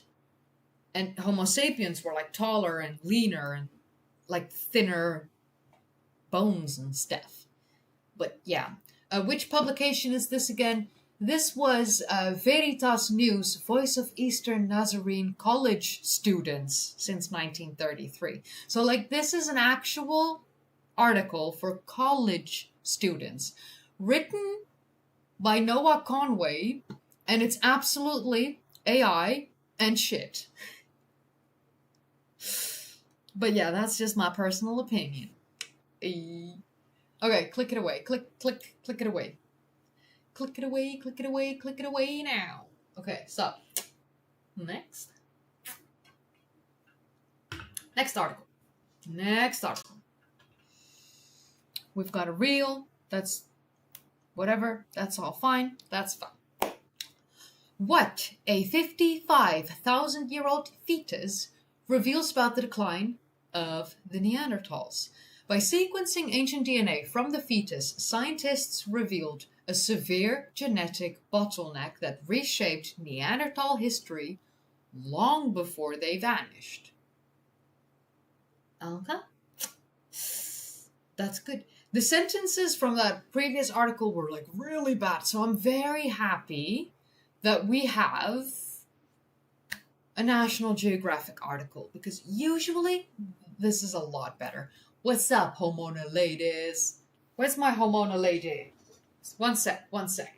Oh, I'm free. I'm actually free. Woohoo! I can do whatever I want. I'm used to like having like earbuds or like headphones. What's up, Homona ladies? Oh, look at these. Homona ladies. Grab your merch. Okay, cool. National Geographic article. So yeah, I do have ADD. Like seriously, I get distracted so easily. I see someone say Homona lady and I just have to like grab my whole t-shirt and everything. Okay. It is whatever. I'm a weirdo. So, between 1968 and 1970, a tussen diny. This is not going well, people. Like, this is what my boyfriend does. He often switches the first letter of like 2 words around, and he does it in Dutch. But sometimes I do it in English because it's just funny. And now sometimes when I'm like reading articles and stuff, it happens subconsciously. So yeah, I just did a dozen tiny. Oy. Okay, so between 1968 and 1970, a dozen tiny ancient human bones were found in the Sesselfelsgrotte. Wow, Sesselfelsgrotte rock shelter above a village in southern Germany. They went unnoticed in a museum collection for decades until the 1990s, when scientists re-examined them. The bones, which included femur and fibula fragments, a skull cap, and a few ribs, were not fully formed, measuring only a few centimeters each. They were smaller than those of even the smallest child. Then, in 2006, a scientist in Germany formally announced the identity of the bones. They belonged to a Neanderthal fetus that was just about to be born some 55,000 years ago. The skeletal remains of very young Neanderthal children, pre-birth or after birth, they're really, really rare, says National Geographic explorer Alvilsa Barbieri, an archaeologist and geoscientist at Portugal's University of the Algarve. I think only one other has been studied from France. Wow. Wow.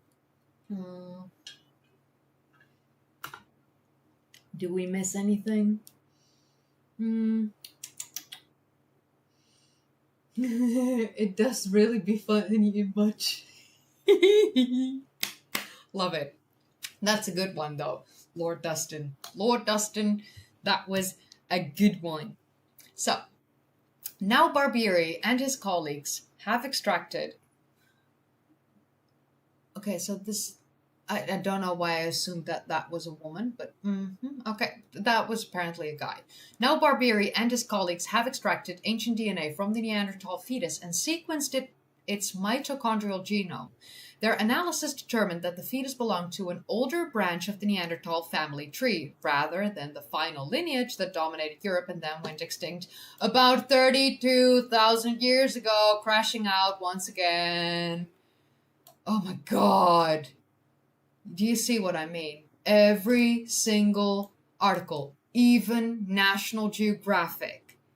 And it's been known for, I think, a little over a decade now that Neanderthals lived up until, at the very least, 32,000 years ago. Seriously, people. How? How can we continue to make these same dumb mistakes? Article after article after article after article. And it's been years of me researching Neanderthals. Like I've only spent the last four and a half years devoted to researching Neanderthals. Even I am aware of the fact that they went extinct, disappeared, at the very least 32,000 years ago, possibly even 24,000 years ago, as we just found out. That was... Oh, it's annoying. But okay. This is just me. Every article that I come across, even researching behind the scenes of my scripts, I have the same crash out. I do the exact same thing. I just can't stop it at this point. I can't pretend that it's okay, because it's not. It's spreading misinformation, especially by something like National Geographic. You just expect so much better by them. And I even corrected them on threads 2 months ago when they said Neanderthals disappeared 40,000 years ago. Okay, so the rare fetal DNA gave the researchers a clearer picture of the older branch, allowing them to pinpoint a severe population crash that shrank Neanderthal genetic diversity tens of thousands of years before they vanished. They published their findings Monday in the journal Proceedings of the National Academy of Sciences. PNAS, or PNAS. So, PNAS. And this is the same article, but it's just then the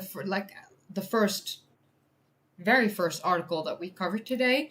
This is about the same thing. It's just written completely differently by National Geographic because they just look at things from a different lens, different perspective, which is nice. So yeah. Yeah. In addition to the mitochondrial, in addition to the mitochondrial genome from the fetus, the team sequenced 9 other mitochondrial genomes from Neanderthal remains found across Europe at sites in Belgium, France, Germany, and Serbia. The researchers analyzed 10 new Neanderthal mitochondrial genomes alongside 49 previously known ones, and determined that the earlier Neanderthal lineage represented by the fetus was distinct from the final Neanderthal lineage. That finding enabled the researchers to estimate that Neanderthals suffered a genetic bottleneck or population crash that wiped out much of their genetic diversity about 65,000 years ago. The new study provides the best estimate yet for the date of this genetic bottleneck. So, just between you and me watching, I might actually do a video on this, like a deep dive video on this. Let me see if we can grab... I've opened way too many things. Like, go back into like my history. I don't have any secrets. I don't care. That was the grammar check. I think it was this one. Yeah, this is it. So let me just send these to my secret Discord channel that only I am in because this is work stuff, work related. So yeah, I think I do want to make a full deep dive video on this, the bottleneck event. Might be able to make that either this week, early next week-ish, something like that. Yeah, I think I can do that. I think I can do that. Yeah. I'm currently writing a video on underground cities, by the way. I'm not sure if anyone is interested in that, but yeah, I'm working on a video about underground cities.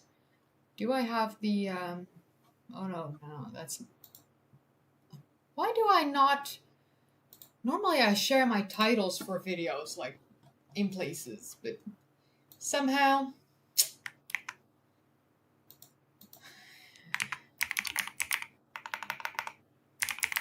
Ancient underground cities.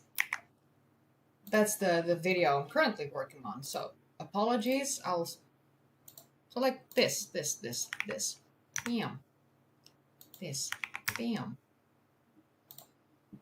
Ancient Underground Cities, a Survival Strategy. Like, that's a good title, right? That's a good video title, I think.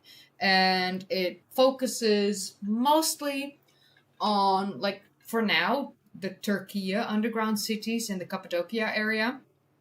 But honestly, I might just, look at more than that. But yeah.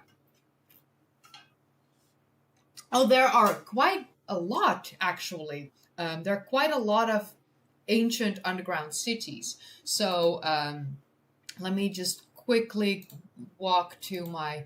So we've got Derinkuyu and Kaymakli in Turkey in the Cappadocia region. But actually the Cappadocia region has officially more than 200 underground dwellings, of which numerous are cities. But the two biggest and most famous are Derinkuyu and Kaymakli.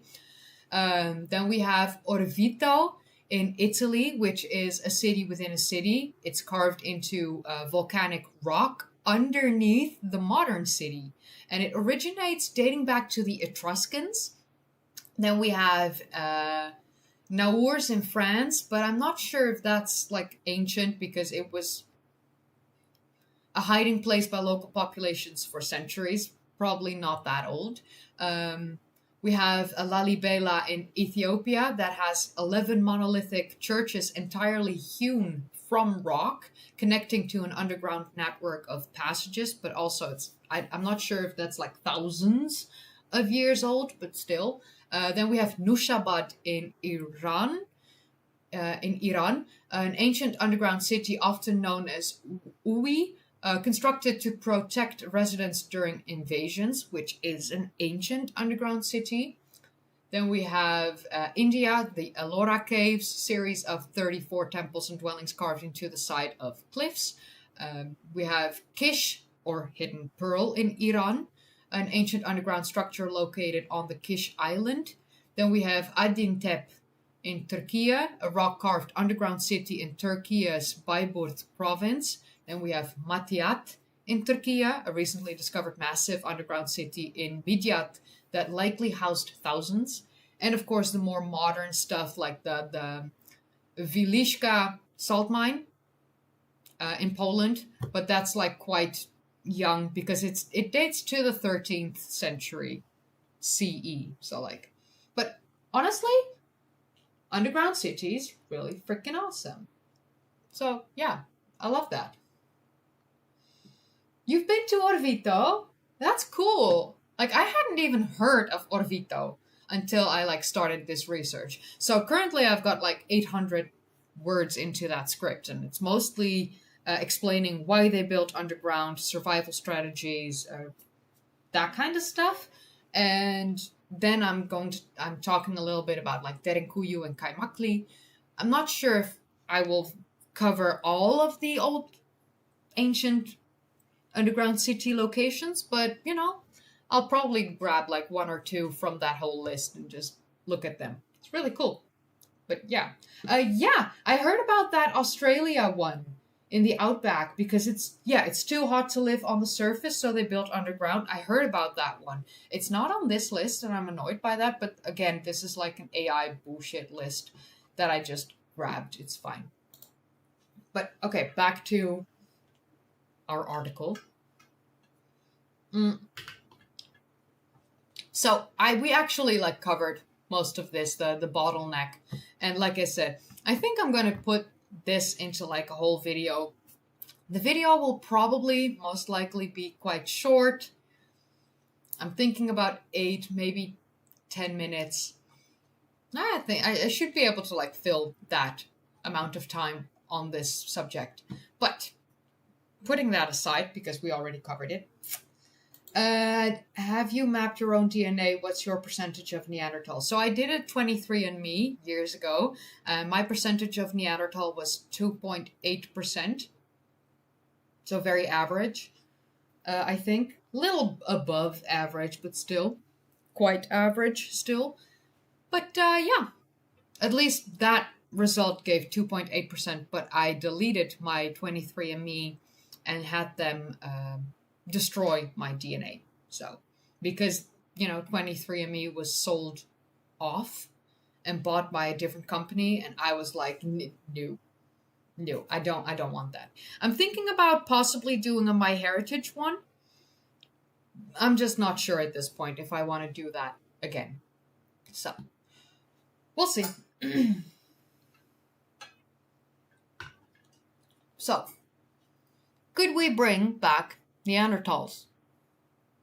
And not only could we bring back Neanderthals, but the better question probably would be, should we bring back Neanderthals?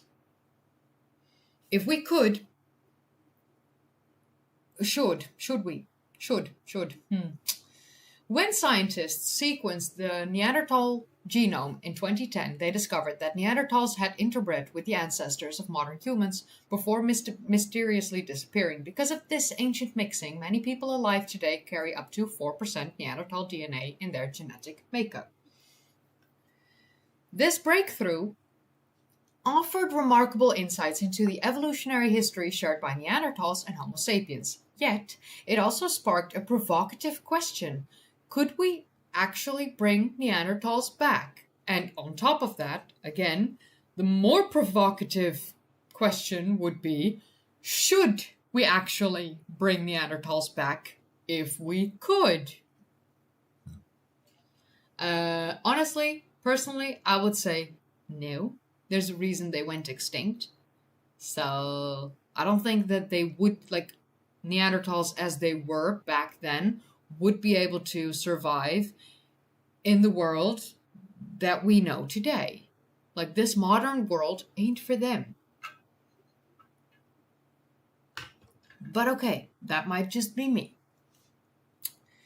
In 2013, Harvard geneticist George Church suggested that such a possibility might not be purely science fiction. In an interview, he explained that scientists could theoretically divide the Neanderthal genome into thousands of fragments and reconstruct it within a human stem cell. According to him, this process could eventually make it possible to create a Neanderthal clone, provided that an exceptionally willing human woman acted as a surrogate. Women are not incubators, so the chance of that happening very slim. More than a decade later, the biotechnology company Church co-founded, which is Colossal Biosciences, which I have been heavily critical on with their whole dire wolf situation.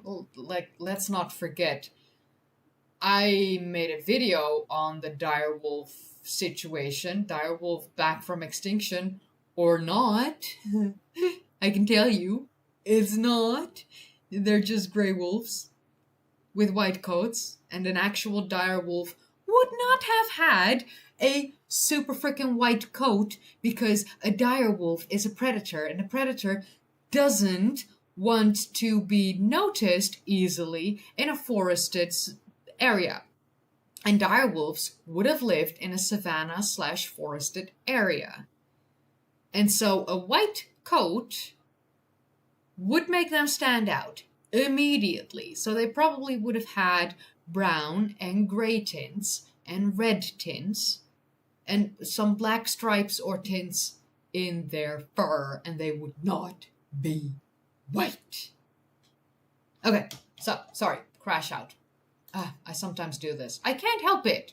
I just, I see dumb stuff and I just have to. Like, argh. Okay.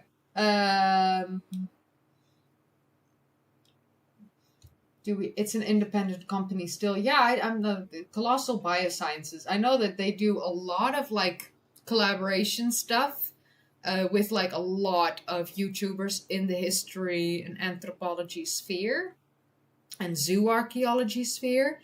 And while I understand that they might be paying good, I've been so critical of them at this point, I don't think that they will ever reach out to do anything with me.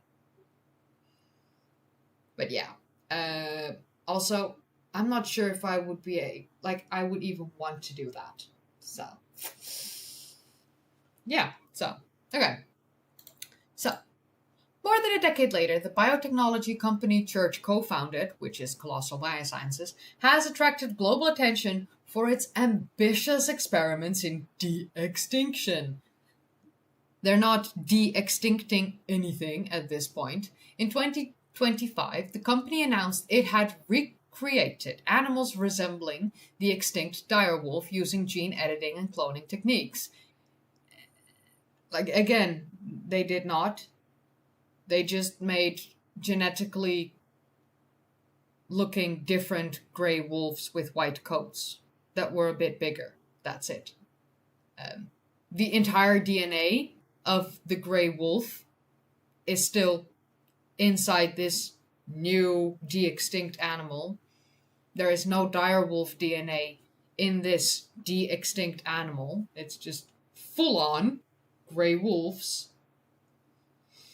and their DNA. So they also say that they have engineered woolly mice. So they took mice and they took they grabbed the woolly part of the mammoth. So like why the fur is like woolly and long and all that fun stuff. And then they added that into the mice fur a little bit in the DNA, and now the mice have like woolly, it's woolly.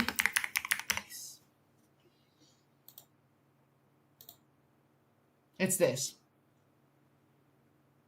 It's this. It's mice with a longer coat. That's it. That's just it. Does this make it a woolly mice? No, actually it makes it a mouse with a longer coat. That's it. They're not doing anything. Like, de-extinction is bullshit. From what they are currently doing, it's full-on bullshit. Thank you so much, William Pauls. Well, very nice of you to say hello on the TikToks. So, yeah. They want to, that their ultimate goal is restoring woolly mammoths. I honestly have no clue why they would want to bring back woolly mammoths that went extinct thousands of years ago after the ice age ended. Their species got into a massive decline, never gotten over that because they could not survive in warm climates, and the climate started to warm up. The climate today is a lot warmer than it was when they went extinct. Massive, this is the climate when they went extinct. It's now this warm. It doesn't work.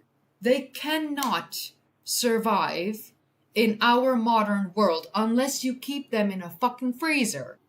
Like a massive fucking freezer, then they might be able to survive. But besides that, there's no way. So think about this. Think about this. This animal that lives in a tundra environment. And the moment that tundra environment started to shrink, their population size shrank. And they eventually went extinct because the tundra environment where they were able to survive almost fully disappeared at one point. And even Siberia today, their tundra environment that they still have a little bit there, would not have been able to sustain these animals because otherwise they wouldn't have gone extinct. Why would you want to bring them back and give them a lifetime of just suffering? Because that's the only thing that you're going to do.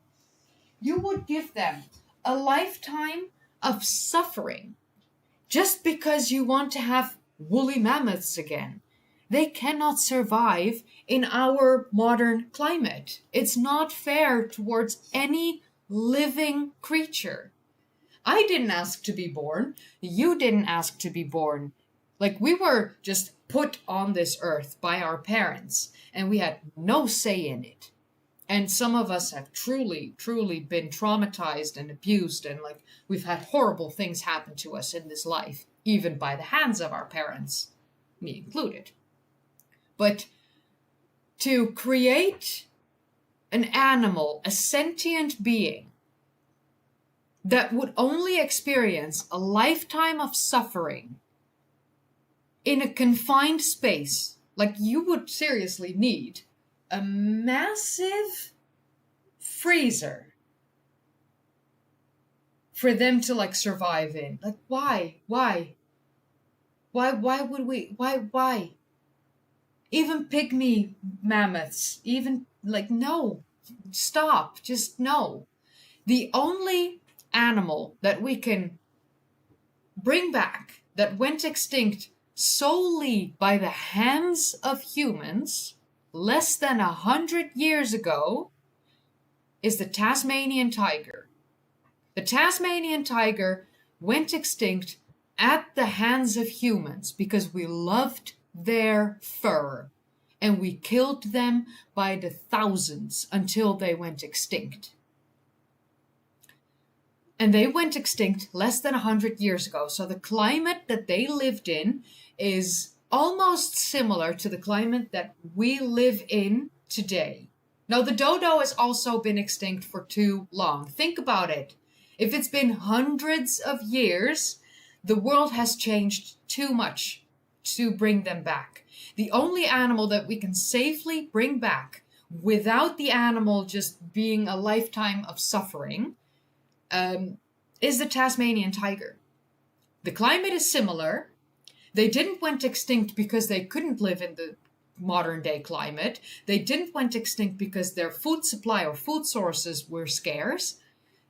They were actually needed in the environment that they lived in, and they went extinct solely by the hands of humans because we just liked their fur. We just killed all of them within 200-300 years.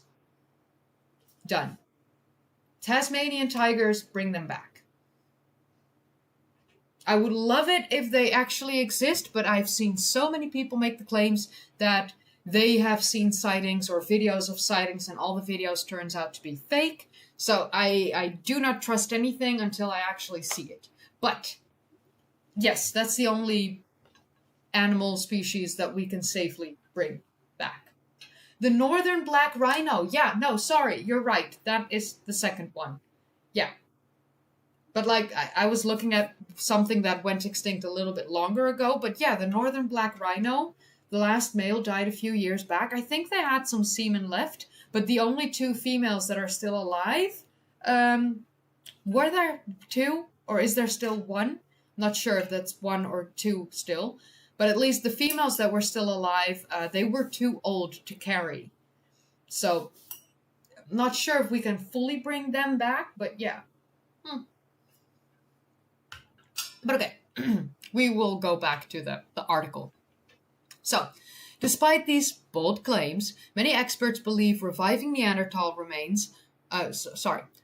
Despite these bold claims from colossal biosciences, many experts believe that reviving Neanderthals remains far beyond our technological reach. Even if it were possible, they argue, doing so would raise profound ethical concerns. Jennifer Ruff, a biological anthropologist at the University of Kansas, has described the idea bluntly. In her view, attempting to bring back Neanderthals would be one of the most unethical scientific experiments imaginable. And I honestly agree. From a technical perspective, reviving a Neanderthal is extraordinarily complex, according to Ruff. It is not as simple as inserting Neanderthal DNA into a human egg. One of the biggest challenges involves the immune system. Cross-species pregnancies often fail because the host body rejects the developing fetus. Even though Neanderthals and modern humans interbred thousands of years ago, significant genetic differences remain. In fact, although traces of Neanderthal DNA still exist in some populations today, most of their genetic material has disappeared over time. Scientists believe that this is because many of those genes were not beneficial and were gradually removed through natural selection. Researchers have also discovered that modern human Y chromosomes contain no Neanderthal DNA, and this suggests that male Neanderthal fetuses may have been incompatible with female Homo sapiens carriers, possibly leading to failed pregnancies.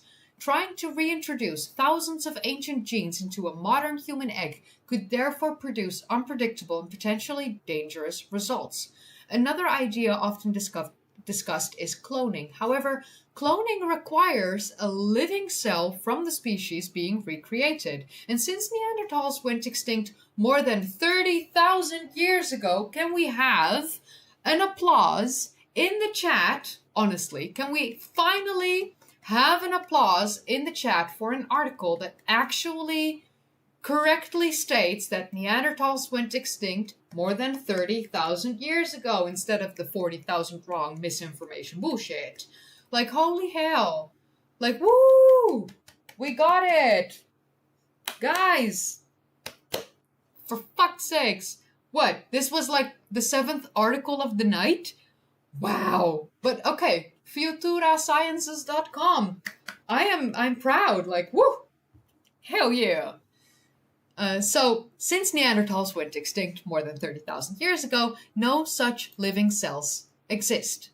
Scientists could instead use CRISPR technology to modify human DNA so that it resembles Neanderthal DNA. This method has already been used to alter certain genes in gray wolves to give them traits similar to dire wolves. However, the resulting animals were not true dire wolves. In the same way, a human carrying a handful of Neanderthal genes would not actually be a Neanderthal. Although, okay, I'm so happy for people just love it, honestly. I love it. I'm so happy with the chat right now. All the applause and everything. Woo! So good. So although gene editing technology is advancing rapidly, it is still struggling it still struggles to make thousands of precise genetic changes at once. Future techniques such as base editing, which allows scientists to modify individual letters in DNA, could eventually make large-scale editing easier. Should we want that? I'm on the fence. I don't think so. Nope, I don't think so. But it's not about my opinion. Some experts believe that purely in theory, creating a baby with a full Neanderthal genome might become technically possible within a couple of decades. Yet many researchers insist that possibility alone does not justify the experiment. And I agree. I absolutely agree. For many scientists, the ethical issues are even more troubling than the technical ones. Jennifer Roth argues that attempting to recreate a new human... Wow. Kaylee. Read what the sentence says. Not what you think it says. Jennifer Roth argues that attempting to create a new human based solely on DNA using experimental technologies is morally unacceptable, especially since the individual being created could never consent to the process. Like I said, you didn't ask to be born. I didn't ask to be born, but at least we were born to two Homo sapiens parents. You know, there was no gene editing, there was no CRISPR, there was no, let me try and create a Neanderthal that's going to be like a circus animal for the rest of its life. Because that's, in theory, what you are going to create when you do this. Others, like legal scholar Hank Greeley, believe that the key ethical concern lies in safety. Technologies that edit human embryos are still experimental and carry unknown risks. There is currently no evidence that modifying an embryo to resemble a Neanderthal would be safe for either the child or the surrogate. Even if the procedure worked and produced a healthy individual, the social consequences could be devastating. A single Neanderthal growing up in a world filled with modern humans would likely experience profound isolation. They would have no community, no shared culture, and no elders to learn from. In the worst-case scenario, critics fear such individuals could even be treated as scientific curiosities or confined for research or display. Like I said, a circus animal. This prospect is deeply disturbing to many researchers because Neanderthals were not animals but another form of human. They were our cousins. They went extinct. Let them be, honestly. Another important question is whether reviving a Neanderthal would even produce useful scientific knowledge. The world today is vastly different from the one Neanderthals inhabited more than 30,000 years ago. Oh, they said it correctly again. Oh, I'm so happy. The world today... Oh, sorry. Wow, we just did that. Climate, ecosystems, and social structures have all changed dramatically. A recreated Neanderthal would therefore grow up in an environment completely unlike the one of their species. A recreated Neanderthal would therefore grow up in an environment completely unlike the one their species evolved in. As a result, scientists might learn very little about how Neanderthals actually lived. For instance, many researchers are fascinated by Neanderthal communication and whether they possessed complex spoken language. Although evidence suggests that they could communicate, we still do not know how sophisticated their language was. Even if scientists taught a revived Neanderthal modern speech, that would reveal little about the language that their ancestors used thousands of years ago.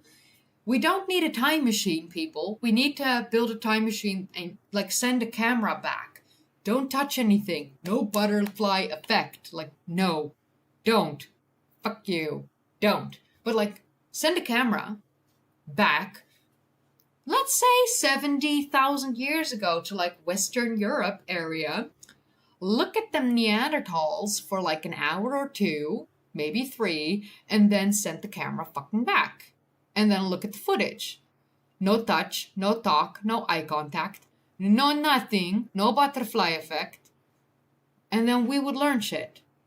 So yeah, I would never want to go back in time, but like, give me the option to send a camera back for a couple hours, I'ma do that. Honestly, I'ma do that. Oh yeah, like IVF is lovely, wonderful, and amazing. I had a hysterectomy. If I in the future ever want to have children, I could extract my eggs, freeze them, and then me and my partner could have embryos created in a lab. And then we can even try and see if we can find embryos within those within that batch that doesn't have the genetic marker of HLA-B27 that causes ankylosing spondylitis, the severe disease that I carry, unfortunately. But then we can even like pick a child or like an embryo that doesn't have my disease, or at least the genetic marker for my disease, and then find a surrogate, and then insert the embryo in said surrogate, and then me and my partner would be able to have a child that shares our DNA, and then technically would be ours. It's just not carried by me. Hell yeah. So absolutely love IVF, and I just love the fact that we can actually help women nowadays. And like, if you want to be a mom, here's a plethora of options at your disposal. If you don't want to be a mom, here's a plethora of options at your disposal. Sterilization, hysterectomy, you name it. Yeah. But yeah, okay, back to the article. The same limitation applies to other abilities. Teaching a recreated Neanderthal to read or to solve mathematics would tell us no more about ancient Neanderthals than studying a single modern human reveals about all of that humanity. Beyond science and ethics, there's also the question of law. Editing human embryos in this way is currently illegal in both the United States and the European Union. However, regulations vary widely around the world. Some experts warn that wealthy individuals or private companies could potentially conduct such experiments in countries where laws are unclear or poorly enforced.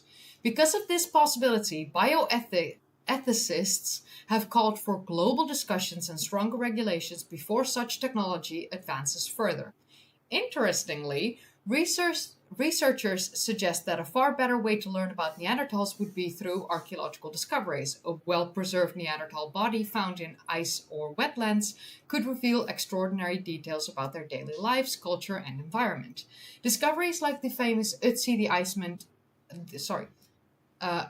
Iceman and Denmark's Tollundman have already transformed our understanding of ancient human societies. In many ways, finding a naturally preserved Neanderthal may teach us far more about our ancient relatives than attempting to recreate one in a laboratory. And I agree. I absolutely agree. So yeah. But yeah. Should we bring back Neanderthals? I'm gonna say no. No. So this actually also might be a video that I want to work on. But we'll see. We'll see. We'll see. We'll see. So, let's go here. 110... I can speak. I can speak. Woohoo! I can't speak. It's fine. It's fine. Okay.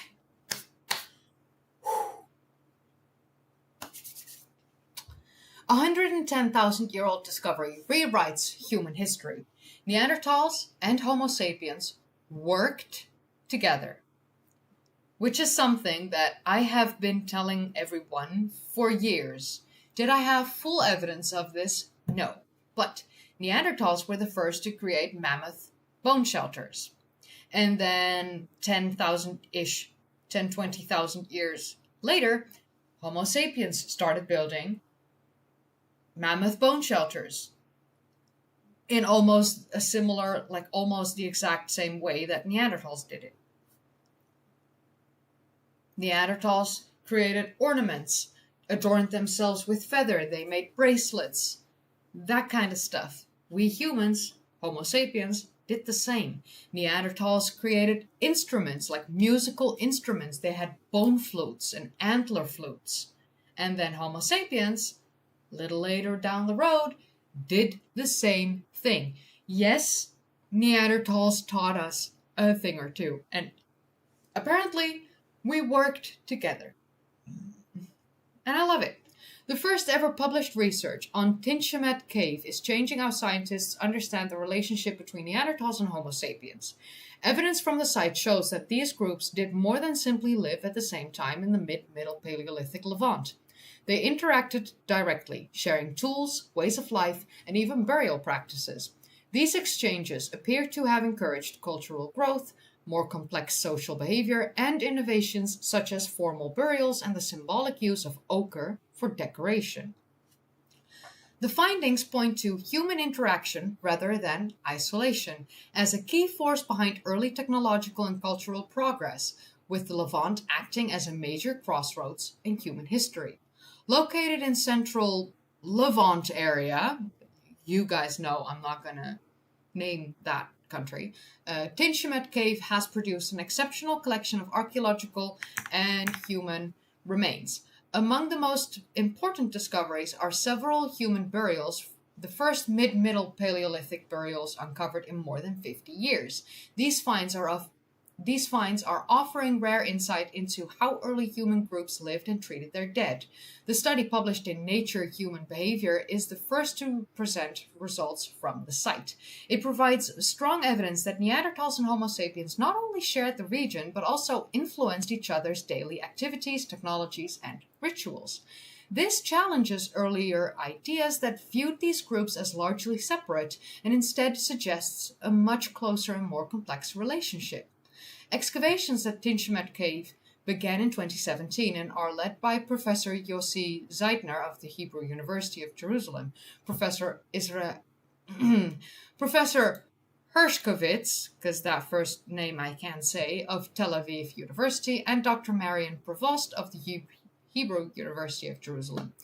One of the central questions guiding the research is how Neanderthals and Homo sapiens interacted during the mid-Middle Paleolithic in this region. Really cool, really cool. Oh, are there many ads? Oh, wow. I put that on like automatic, that YouTube decides when to put an ad. So I don't really have any control over that. I'm so sorry if it's too many. Like, honestly, I apologize.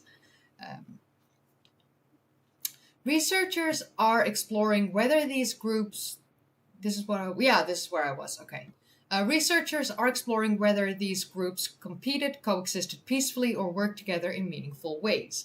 To answer this, the team examined evidence across 4 main areas: stone tool production, hunting strategies, symbolic behavior, and social complexity. Their analysis suggests that multiple human groups, including Neanderthals, pre-Neanderthals, and Homo sapiens, maintained ongoing contact. These interactions allowed ideas and skills to spread, gradually making different groups more culturally similar over time. That's cool. So, yeah. The research also points to important behavioral developments driven by these connections. Around 110,000 years ago, formal burial practices began to appear in the Levant area for the first time anywhere in the world. This shift may reflect stronger social ties and shared traditions among groups. One striking feature of the cave is the widespread use of mineral pigments, especially ochre. Researchers believe it may have been used to decorate bodies, possibly serving as a way to express identity or distinguish between groups. This kind of symbolic behavior suggests a deeper level of social meaning than previously recognized. The arrangement of burials at the site raises the possibility that Tinchamet Cave served as a dedicated burial area or even an early cemetery. If that is the case, it would point to organized rituals and strong community bonds. Objects placed alongside the dead, including stone tools, animal bones, and pieces of ochre, may also hint at early beliefs about afterlife. Professor Zeidner describes the region as a melting pot where different human populations came together and influenced one another. Our data shows that human connection and population interactions have been fundamental in driving cultural and technological innovations throughout history. Dr. Provost emphasizes the importance of geography in shaping these interactions.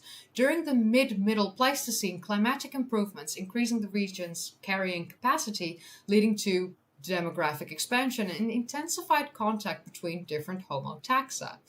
Professor Hershkovitz highlights how closely linked these groups may have been. These findings paint a picture of dynamic interactions shaped by both cooperation and competition. The new discoveries at Tinchmet Cave provide a detailed look at the social lives, behaviors, and environments of early humans.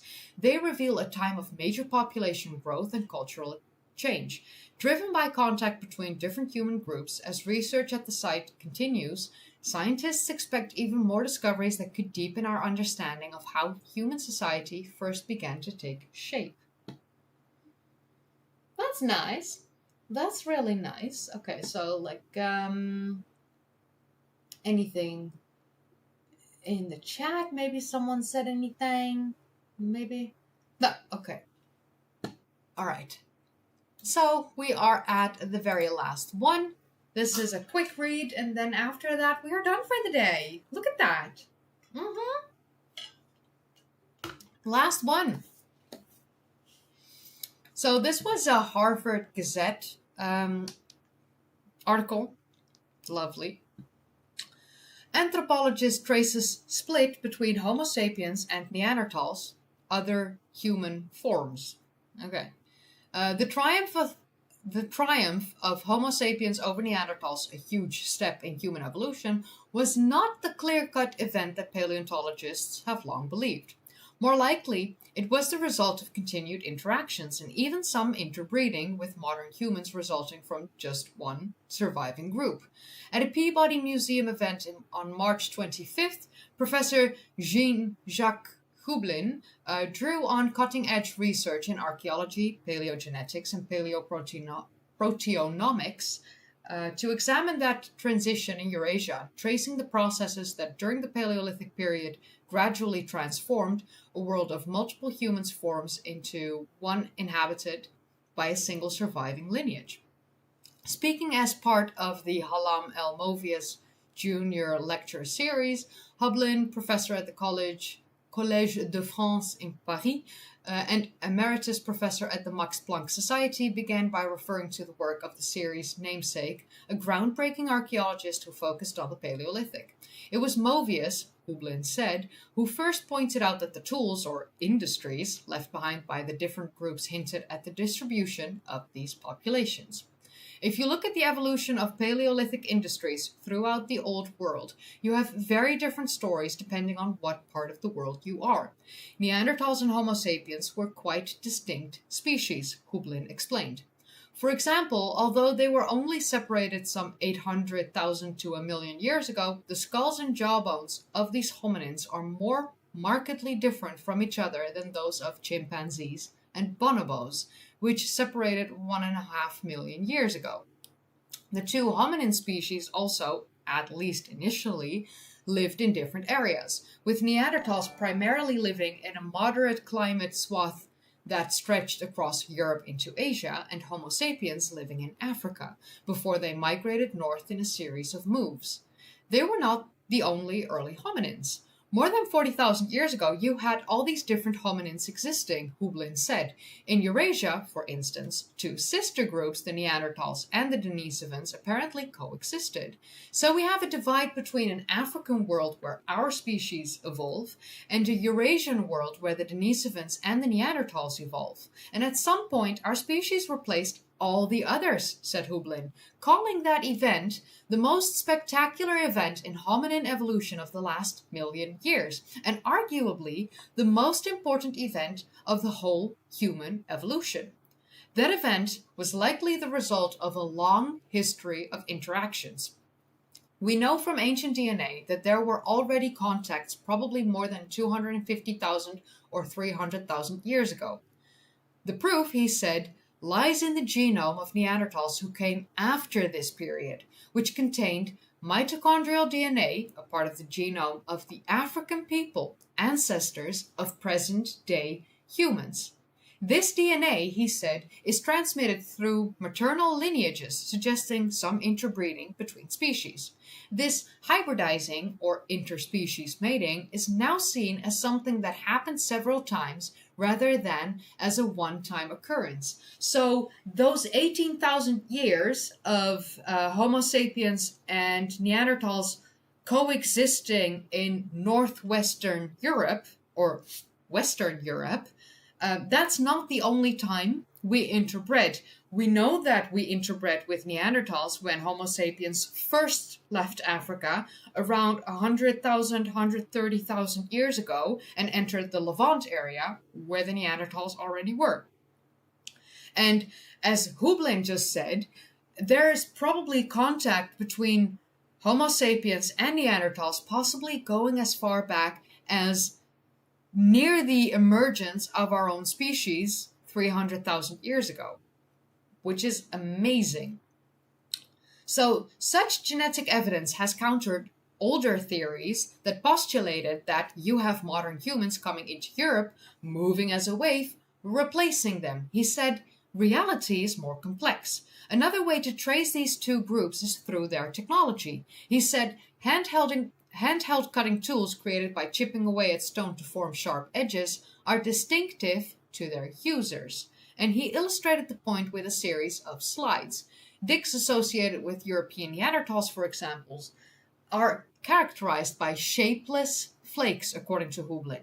But in areas populated by Homo sapiens, sharpened stones were increasingly focused on a tip, possibly enabling users to put them on the end of a stick or other projectile, making a spear for hunting. This prevalence of points and projectiles is something that we see already in Africa before the spread of these hominins into Western Eurasia. Some European sites, however, have turned up similarly sophisticated tools. Originally, archaeologists had theorized that Neanderthals had developed these independently, even simultaneously with Homo sapiens. However, newly found Homo sapiens teeth at these sites link the better tools to incursions by our ancestors earlier than had been previously known. This work was enabled by a new technology developed at the University of York in the United Kingdom. The technology extracts collagen from bone fragments, from which a protein fragment known as a peptide is extracted. Using a mass spectrometer, which basically measures the size of these fragments, said Hublin, researchers can identify differences that are specific to each species. Really cool. These findings show that populations of Neanderthals and Homo sapiens coexisted in Europe for thousands of years, perhaps as early as 55,000 to 53,000 years ago, probably separated by tropical barriers, mountains, for example. Like I said earlier in this whole stream, Homo sapiens, we know that we were in Europe at least by 50,000 years ago. And absolutely, perhaps as early as 55,000 to 53,000 years ago. Yes, that is very plausible. Absolutely. Oh, good sippy sip. And while some groups intermingled, given the DNA evidence, other groups likely had more hostile interactions, as indicated by the presence of Homo sapiens bone fragments in the piles of the refuse. The result is a much more complex picture of our origins than had been believed. We have exchanges between the two groups at the gate of Africa. We have this integration of mitochondrial DNA microsomes that existed in the past, and more recently we had an integration of Neanderthal DNA into the genome of present-day humans outside of Africa, he said. So most people in this room have about 2% DNA of Neanderthal origin. And I really enjoyed this. Like, this is not really a lecture, but like a presentation that Hublin gave. And I would have loved to have been in that room, man. Like honestly, I would have loved to like actually sit in that room. Yeah, that it's amazing. Mm. But yeah, those were the articles that I had. Again, join the Turkey tour. Link is in the description, I believe. And otherwise, I can just send it again. Turkey tour. Woohoo! And then here, Turkey tour. There you go. Where are we? Yep, the community garden and also new merchandise. I showed everything in the beginning, but yeah. I'm really proud of the designs. So the collection that I made was the Chauvet Lions collection. So we got a backpack, sweaters, t-shirts.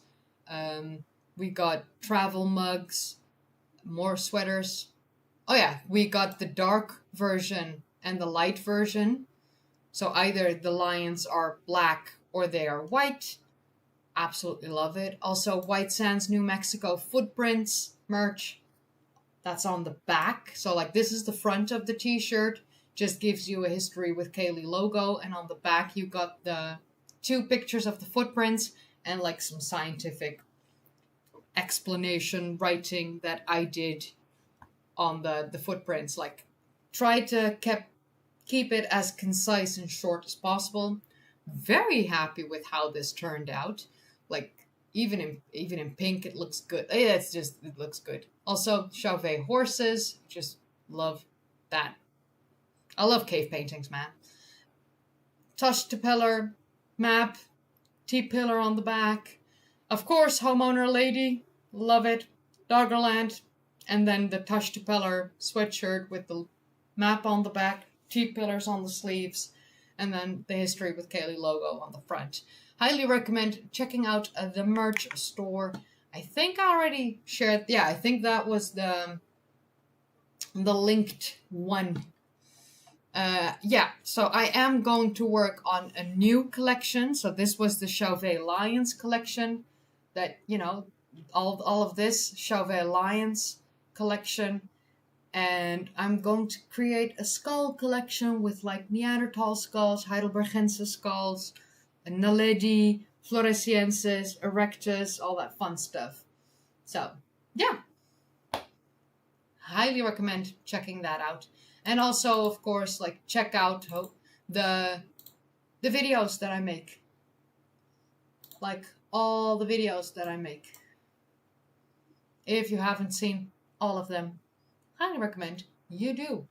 But yeah, with that said, I think this was going to be it for today. I'm getting a little bit tired. Oh, I like sleep. So yeah, I had fun. I really enjoyed looking at Neanderthal discoveries with you guys. Like I said, there were just a bunch of discoveries out of the blue in like the past 2 weeks. And I was saving them, thinking about, well, maybe I'm going to do a video on this, maybe not, maybe I am. And I was like, you know what? I'm going to do a live stream and just talk about Neanderthal discoveries for a little over 2 hours, almost 2.5 hours now. So I'm really happy I did. I had a great time. Thank you for joining. Again, consider grabbing yourself some merchandise. I worked really hard on these designs, guys. I would love it. And if you do buy merch, send me a picture of you like wearing it. I don't need to see your face if you don't want to show me your face, but like send a picture of like, I have it. I enjoy seeing that. You can do that in my Instagram DMs. Absolutely. Or like in the Discord. Feel free. But yeah, thank you for joining. I had a great time. Next week is what stream is next week? Let's see. Next week is probably a gaming stream, or I find a fun subject to talk about. And then in 2 weeks we have the archaeological discoveries stream of April. So yeah. Thank you for joining. Thank you for watching. What is my Discord? Oh my lord, let me invite to server. Oh wow, that was a good cough. Wow, I rarely ever do that. Here is the Discord, and I'll also put that in the TikTok chat. So I know subjects are better than games. I know. But I can't always do subjects. Sometimes I just don't want to think or use my brain, and I just want to play a game and just chill and hang out. And I know that that's not what everyone enjoys doing, but sometimes I need that for my mental health. Just chill, relax. But yeah, if I feel okay, I can I can do streams like this. Oh wow, a lot of you are joining the Discord. We got 4. So thank you. Welcome. Let me just welcome all y'all. We got this one, and we got... Oh wow, I did not expect like 4 people to join the Discord at once. That rarely... I often share my Discord, but like... not that many people join. Which one was that? I needed to see. There we go. Oh, and... Oh, wow. A 5th one. Okay, so everyone has been welcomed into the Discord that just stepped in. And I welcome everyone on the Discord, by the way. So if you've already joined the Discord in the past, you will have noticed that I will have said, welcome your name, and tagged you. But yeah, this was the stream. I had a really, really great time. Now I'm tired, and I just want to sit and chill with Kevin on the couch for like 10 minutes and then go sleep. So I will see you next time. Thank you for joining, and have a lovely evening. All right, bye.